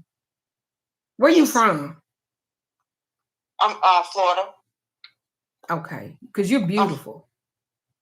Yeah, I'm from South Florida. So this what happens, Miss Renee. A nigga that looked like him, he looked like he was picked on when he was little. He looked like he was dirty because how dry he looked, that looked like a dirt and a dry he been living his whole life. He looked like he was bullied because he was the dirty kid at school. He looked like that. Now, I don't know if that was his story, but he looked like his daddy wasn't in his life like that. He looked like his mama wasn't in his motherfucking life like that. He looked like every bitch that he done got, they was not worth shit. Then, in his fucked up ass living of life that he's had, he lucked up and he got you. You are, I'm 100% sure, you are the prettiest woman he has ever had. And instead of him saying, one that was in my email. Huh? Did you get the other picture? I just sent you one that was in my email. Yes. Because I know you can't really see him on that one. Baby, I don't feel the same way. This is horrible. I just wanted to send you a Is he on drugs? God, what? Major alcoholic, but no drugs. He looked like it. Girl, he looked like it. And this what you sad about? You ought to feel a relief. Girl, he looks terrible, horrible, terrible. Girl, he like his breath stank. I bet his breath always smelled like old, stale liquor. Girl, he drank hard liquor. And he looks slow. He looked like leapfrog. And he ain't gonna have that job long. You ain't got to worry about that. Girl, you is too pretty for that. Girl, I could whoop your ass. This what you 20 years. Girl, this nigga was, oh Lord, baby. Book a conversation with me. Look, I know you got a therapist, and I'm not speaking against it, but I sure can hear. I know you fucking. I'm disappointed in you. Girl, this nigga look like with these red ass eyes. This motherfucker, he got jaundice. Something wrong with his liver? I don't know. He's a major alcoholic. I'm telling you, Ms. Duchess, it's just I have never been. I got what do you call it? Like love bombed, like manipulated in the beginning. I really girl, you ain't get manipulated. You what you did is you picked up a stray. He laid it on thick in the beginning. He laid it on thick. Yeah, because that's what strays do. He looked like he was homeless or some type of hobo, and he laid it on thick, as you said, and you probably was one of them girls that picked up broken winged birds and shit like that, and you tried to save him. And do you know what happens when you try to save a nigga like that? They will punish you for saving him. Oh, yeah. They will punish you for being everything that they said that they wanted. Because he don't look like he got self-esteem. He looked like he looked for people to validate him. And he Well, that's draining what I know you. now is his self-esteem was in women, and I was never going to be enough. Right, because Well, he's never been chosen. Where his mama at? She's in his life. His dad was not. So let me but ask you his this about dad his in mama. his What life, kind of relationship he got with his mama? They didn't have a good relationship. Okay. They didn't have a hate relationship, but not a good relationship. No, So, it wasn't a loving relationship. So let me say this. Because he didn't have a good relationship with his mama and he loved his mama, he gonna take it out on any woman that he be with. Because he really mad at his mama. When these niggas do not be having a good relationship with their mama, what do I tell y'all to do? Run. Run.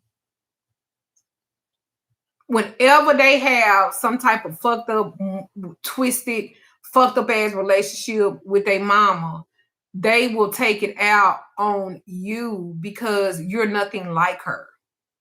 They will take it out on you because you respect them.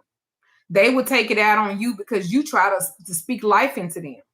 They will try to take it out on you. Look, a man will punish you for being the very thing that he's prayed for and wished for all his life. Because deep down inside, he know he don't deserve you. But that's his issue. Understand.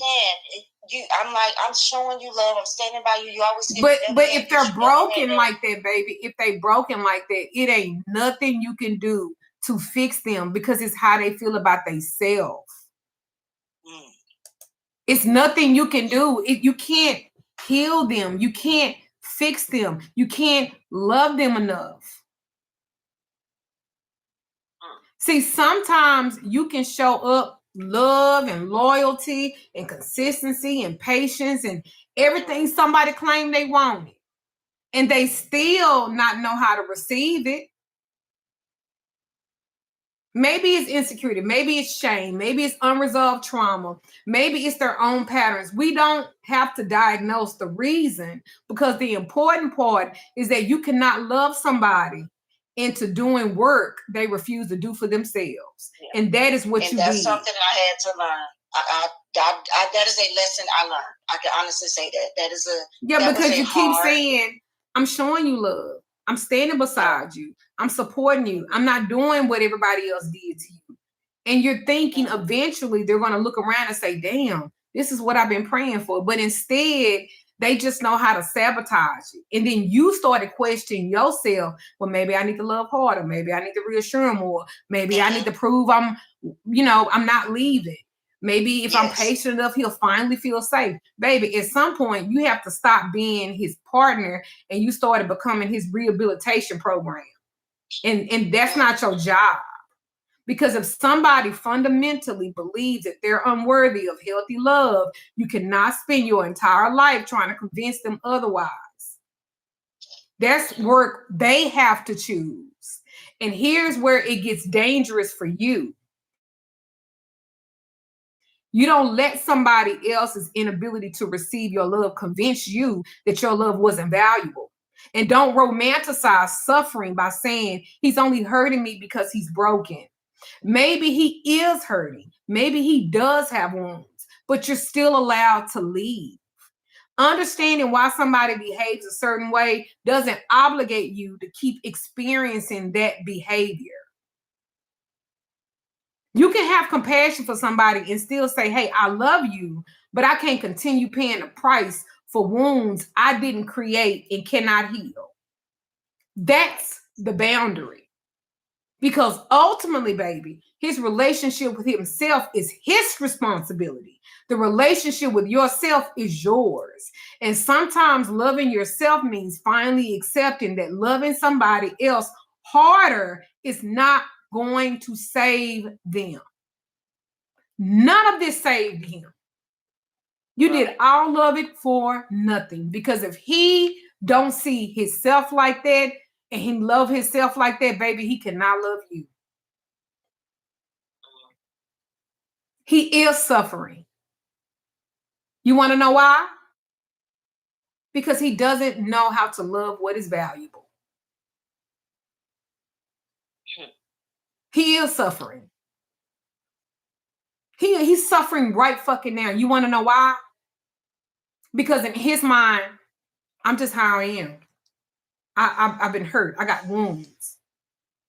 So he's going to take it out on everybody. He is suffering because who wants to hurt people? Right. Only a motherfucker that's a sociopath. And he's a fucking belligerent drunk. Yeah. And you enable that behavior. So now you got to break the pattern because you're no longer enabling it anymore. Right. Do not let somebody else's inability to receive your love convince you that your love wasn't valuable. No, ma'am. He would have never seen it like that. He can't. Because he doesn't know what is valuable. That's on him, baby. That's not on you. You shouldn't feel bad about anything. Not even the fact that you stayed. Remember, it's programming. Don't be sitting up looking at what you did back then in the eyes you have now. Of course, it's going to be different, right? Right. Be kind to yourself. You survived it. Now you get to be better. Now you get to choose better partners. That is not a bad thing. Okay. And no offense, you ain't got that old bad liver nut up in you no more.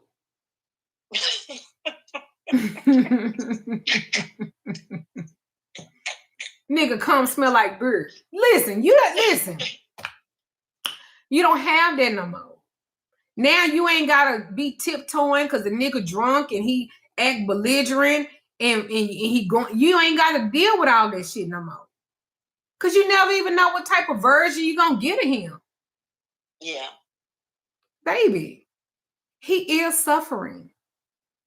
He's been suffering this whole 20 years. That's why he's still like that. It's just now you're not suffering anymore. And that's what your nervous system got to get used to. Yeah. And that's what I can help you with. I really thank you for sharing. And I really thank you, Renee, for calling. And I really thank you for trusting me with your story. And I hope I made you feel different than when you first called. I hope you feel different now. Yes, you gave me a different way to look at it. And yes, that's something I want to keep in mind. I wrote it down. I need to look at it differently. See, now you have a chance to experience freedom. Mm-hmm. You've been in bondage this whole time. You have romanticized suffering. You don't have to do that anymore. Because you convinced yourself he's only hurting me because he's broken. Right. Well, now you don't have to do that. And that's okay too. Okay? Mm-hmm. So you take it one day at a time. You didn't get here overnight. It took you 20 years, and I did. Yeah. Yes. Yes. So give yourself some grace. Give yourself some kindness. You've been through a lot. You survived a lot. And he ugly as fuck. And he look like he got jaundice. He look like all he want to do is be trying to fuck and shit and probably dick be soft and shit. And he be having spongy dick sometimes, so he mad about that. And then new pussy might thread him a little bit. And then the bitch started giving him expectations and then he back home because you didn't require that. Mm-hmm. You understand what I'm saying? Yes. Did you learn your lesson? Yes, ma'am. What did we learn? Yes. Look, what did we learn? Because learned whoever he fuck with now, Yeah. he fuck with now, they're going to have to deal with all of it. What you mean? I want him to suffer. He already fucking suffering. Spongy dick motherfucker. He already suffering. Yeah. Now you get to not suffer no more. Now you get to experience freedom now. And you ain't got to always be hypervigilant. You ain't got to always be on guard. Yeah. You ain't always got to be. That's not the peaceful part. That part is peaceful. Yes, and you ain't always got to be like, you don't know how it's gonna be. You don't know what's gonna happen. Yo, think about this: 20 years of your nervous system, you thinking everything all right, and then boom, here come a bitch. Mm-hmm. This whole time you was thinking this. Mm-hmm. Then he apologizing, then he's sorry, and then he gonna cry. He a crier. He look like he give you 1992s. He look like he a beggar and please, and I'm sorry, and I'm gonna do better. Yeah, he's a beggar. Yeah. Yeah. And then as soon as you think that everything is okay, and as soon as he think that everything is okay, he go right back to that behavior. And then y'all just have this vicious cycle. Do you know how that conditioned you to keep going through that? Baby, you're mourning all of that. Because now you can choose that you'll never have to be hurt again in your life. Not by this motherfucker and not by the next. Yeah. I am telling you, you are not in a bad place. You're in a different place. You're just in a different place now. Your nervous system is like, wait a minute, shit, I'm not so hypervigilant. Everything is not a threat. Everything is not a fear. He ain't a narcissist. He a drunk. Yeah. Pray for that liver to fuck up. Pray for this motherfucker to be on synthesis or whatever the fuck that is when they have to put a needle in their stomach and drain fluid off of it. I know. I'm like, I don't know if I'm supposed to pray for bad stuff. You know what? Even the Bible say, vengeance is mine, said the Lord. Mm-hmm. You know, you can use that scripture and curse a motherfucker with it. Mm. You can get you a white candle and say, Lord, God, you said vengeance is mine. Well, you said you fight my battles. Well, yeah, you're right. That's where retribution come in. You don't need to feel bad about that, but he's suffering already. Put the nail in the coffin and go on. You still got some insurance on him? Oh yeah, I kept that. Okay, good. Very good. Good. Yes. Because I still got insurance on Damon for that. Good. Very good. Yeah, I do. So I hope you feel better. I do. Thank you so much. And I want you to know you're very beautiful. Thank you. I appreciate that. You are very beautiful. I don't think you have anything. Take your ass down to New Orleans. And even in motherfucking Florida, girl, them little young boys, let me tell you something. I went to New Orleans for Halloween last year. And baby, let me tell you something. Them little old, they were talking about, I go to LSU. I'm talking about LSU. And it's so crazy. I got divorced July of 25. I got married again in November. I don't know if Reed was pushing marriage on me in November because Halloween, baby, the niggas was on me. The niggas was on, and baby, they was ranging from the ages of fucking 23 to fucking, I think it was 4 of them. That whole weekend, it was about 4 of them. One was 23 and he was graduating from LSU because he asked me, he said that he was a Kappa and he asked me, was I AKA? And I was like, why the fuck is you asking me that? And he was like, you go to LSU? And I was like, no, I don't go to no motherfucking LSU. I said, boy, I'm almost 50 years old. He was like, are you around the same age as my mom? And he was like, but that's all right. I love older women. I was like, get the fuck away from me. Immediately. And he was like, no. And I was like, he was like, I'm graduating. I'm being an engineer. And he was like, I love older women. And all that. Listen, I'm just saying, I'm not saying do that. But you probably need to be fucked right, girl. Your back blowed out and you gonna feel so much better, girl. Because them young niggas was on me. I was telling Reed these stories and the nigga was quiet. You hear me? The nigga was quiet when I was telling him these stories. And Ree ain't said nothing. He was like, oh, yeah. And I was like, yeah. And then this little young one, and then this one. And I'm having a conversation because me and my husband was besties. My nigga, next thing I know, that nigga was like, we get married. And I was like, huh? Wow. We getting married? Baby, he was listening with a very This nigga, and he had told his daughter, he had told everybody, we get married. I didn't even know nothing about it. And when listen, he was like, fuck now. Fuck now. My nigga said, I waited for you for 5 motherfucking years. You done took your ass down there to fucking New Orleans, and them motherfucking young ass niggas was all over your ass. He was like, hold up. He said, this is literally how he asked me to marry him. He said, it was on a Saturday. I had came back from New Orleans, and it was on a Saturday. And he said, Monday, we need to go down there. He was washing dishes, by the way. He said, Monday, we need to go down there and go and get married. I said, what? I said, what? He said, Monday. And and this is what I told him. I said, Ree, I'm very high. This is my response. I said, Ree, I'm very high. I tell you what, if you want to marry me,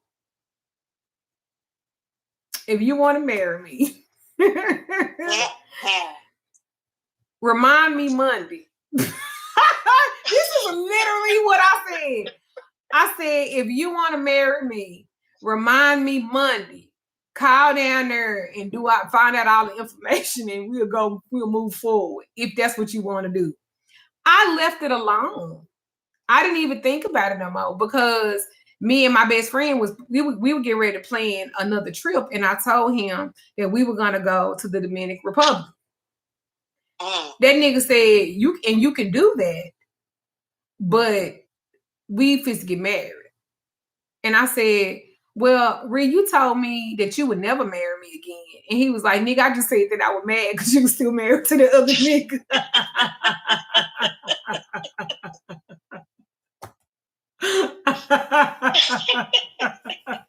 And Monday came. I'm still in the bed because my husband normally get up before I do because he let the dogs and stuff out. And he'll make me a cup of coffee. This nigga had made me a cup of coffee and had made me some eggs and some toast because I don't like eating meat. I really don't like eating so early in the morning. And he came with my laptop. And he said, and I quote, they open up around 9. They open up around 9, and you can fill it out online, and we can go there. And I was like, he was not playing. I was like, oh, you for real? Mm-hmm. And he was like, yeah. And then if you want to, we can go up there because we have a jeweler, a lady that we have a jeweler. And he said, you can go, I didn't already talk to her, and you can go pick out, it's 3 rings. You can go pick out the one you want. We can go do that today. And I was like, oh. And he was like, now what you gonna wear? And I was like, oh. So in my mind, I've never had a nigga, if you want to, he will. I've never had that before. I said, if you want this, you do all of it. If you want it, do all of it. He did it. And he did all of that. All I'm saying is, you sitting up and you be thinking something else. I thought that I was going to be single. So I wasn't even thinking about a man. Honestly, I wasn't. He told me he didn't want to be with me like that. So, because people think, now that I'm talking about it, people think that I was cheating on Damon with him. No, we were just friends. Yes, that was my ex-husband, but we had became friends. And he told me he would not date me again. He said that I was a cheater and he would not date me again. He could not trust me, and he could never see himself marrying me. This is what this nigga told me. But he said that because he was mad. That's what he told me. And so all I was thinking was that. So when I got divorced, I wasn't thinking that we were going to be together because that's not what he said. Now, everybody around me thought, girl, he just saying that to you. But in my mind, because I've learned in the 5 years, I've learned that Reed's a man of his word. So he don't lie. Like, because I've tried to bust him in his lies because I'll be like, what? Because I'm toxic as fuck and I'm a Taurus. And he didn't lie. So if he said that to me, I believed it. I was like, we're just gonna, honestly, he would leave. And I thought that he was dating somebody this whole time. That whole time, he never dated anybody. He was waiting on me. And I didn't even know that. Because we didn't even talk about that. We didn't talk about relationships and us getting together. But people tentatively think that I was cheating on him or on my ex-husband. I wasn't sleeping with Reed. It was nothing like that. We were literally legit friends. And he was like, I was waiting on you. And I was like, but I thought you was talking to somebody and I thought you was doing this. And I thought that. And he was like, nigga, I've been waiting on your lying ass. I've been waiting on your lying cheating ass. And I'm like, now I'm a liar and a cheater. Okay. The nerve. But he was waiting on that. Would you say he was ready when he sent that original email? He might have been. But in my mind, I didn't see it like that. I didn't,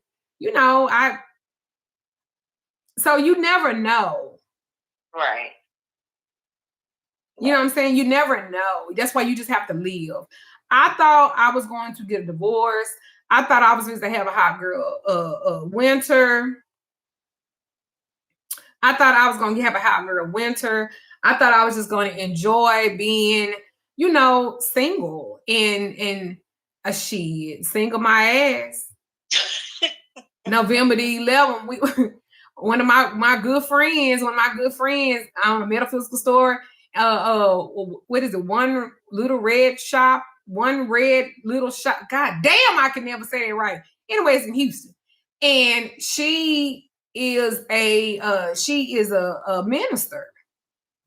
And I called and I was like, girl, Ree really want to marry me. Like, we just went to the courthouse to get the certificate. And she was like, oh, when y'all coming down here, I can drive up there.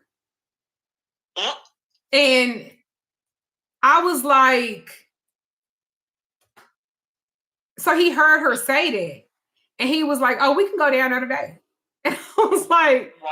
Oh, you for real? Yeah, he was about that life. Yeah, he was for real. And so before we went there, I went and got my ring. And it was 3 beautiful fucking rings. And my wedding ring, my wedding ring was 5 figures.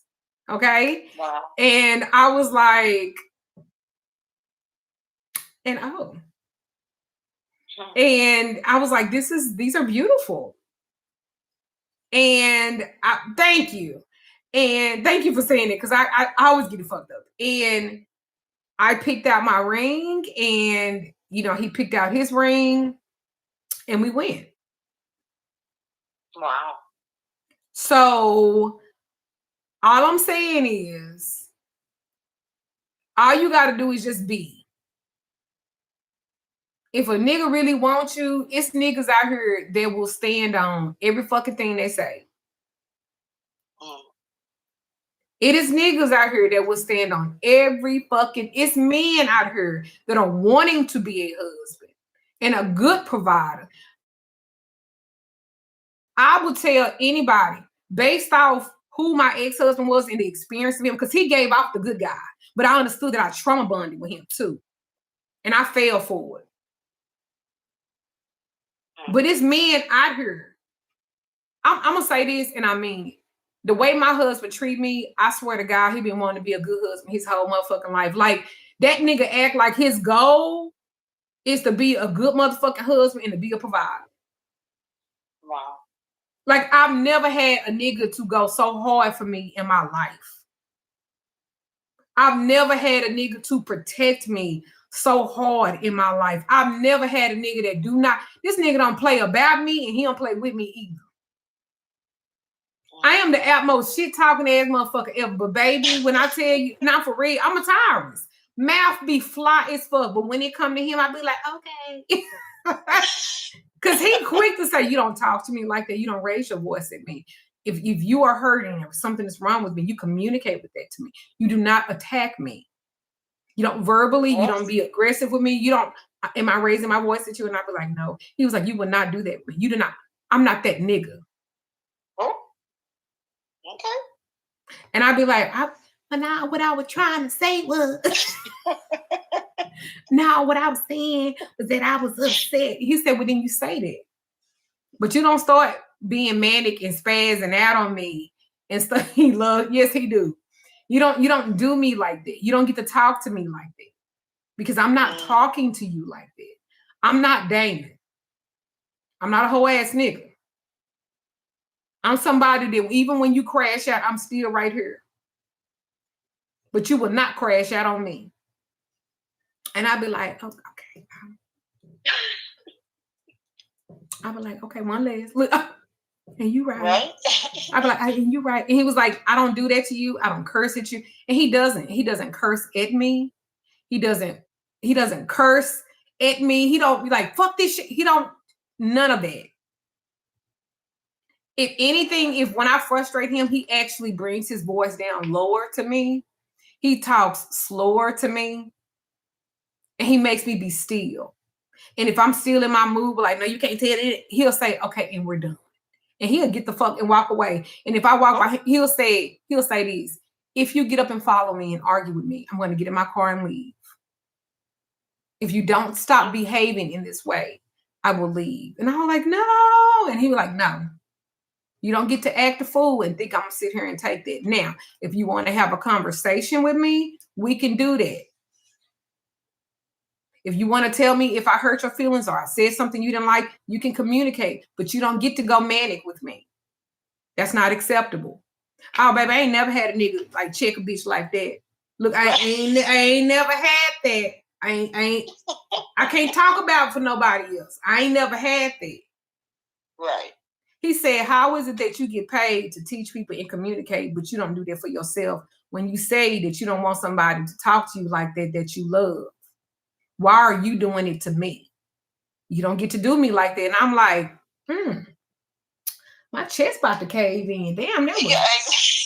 He have to call you out like that. Yes, I'm talking about the thug. But he's absolutely right. And I'm just saying, there are men out there that's like that. I just don't believe all of them are terrible. I don't believe it. I promise you, I feel like my husband wanted to be a good husband his whole life. I swear to God. Like, he been wanting, he was like, I can't wait to be a good husband. Like, it's like, that's how he acts. That's good to hear after what I just experienced. And I'm telling you, it does exist. You cannot get caught up on it. My husband's 56 years old. My husband is healthy. My husband is not a heavy drinker. He's not a heavy weed. He don't do none of that like that. My husband get 2 sips of beer, anything, and he be like, I'm just going here later. I be like, that's it? He's not a heavy drinker. He's not none of it. My husband works out sometimes twice a day. And everything still works. You understand what I'm saying? Everything still works the way it's supposed to be. I have no complaints. So what I'm saying to you, there is a life out there. There's a life at 50. There is. I thank you for that. And thank you for doing these phone calls. You are very, very welcome. Many blessings. I hope you do check me out at some point. But yes, I definitely am. I think that you're fine. He's already suffering, baby. But I would make him suffer more because I swear to God, I would burn on him. But that's me and not you. But I want you to feel better. And you should go to bed tonight with that being releasing that because that's not on you no more.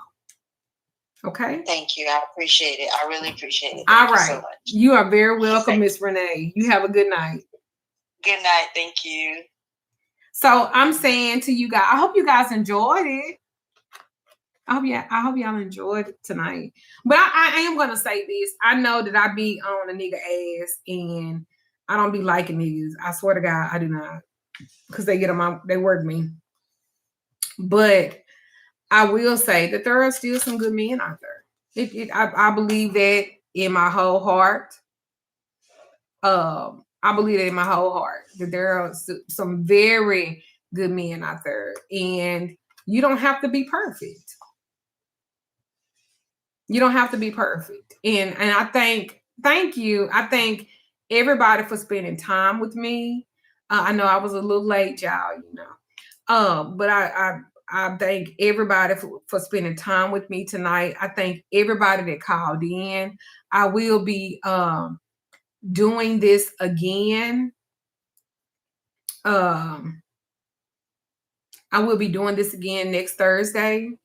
If you're wanting to get on the waiting list, you can always text me. I will add you on and be prepared. I'm going to call you. If you see anything on here, you want to comment on it, I try to respond to all the comments.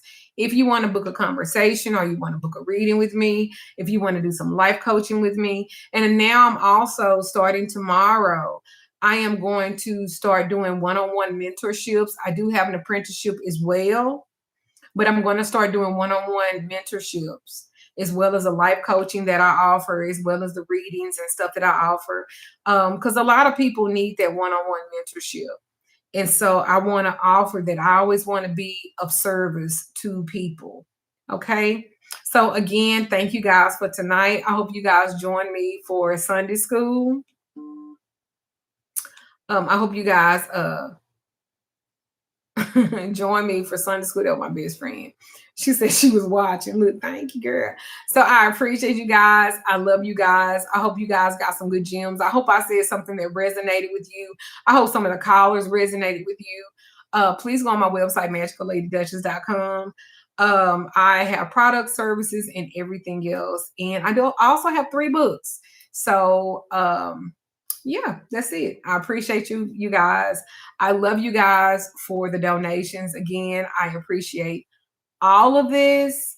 I hope that you are encouraged. I hope that Friday finds you in an excellent place and you have a wonderful weekend. And I'll see y'all next week. Ashe.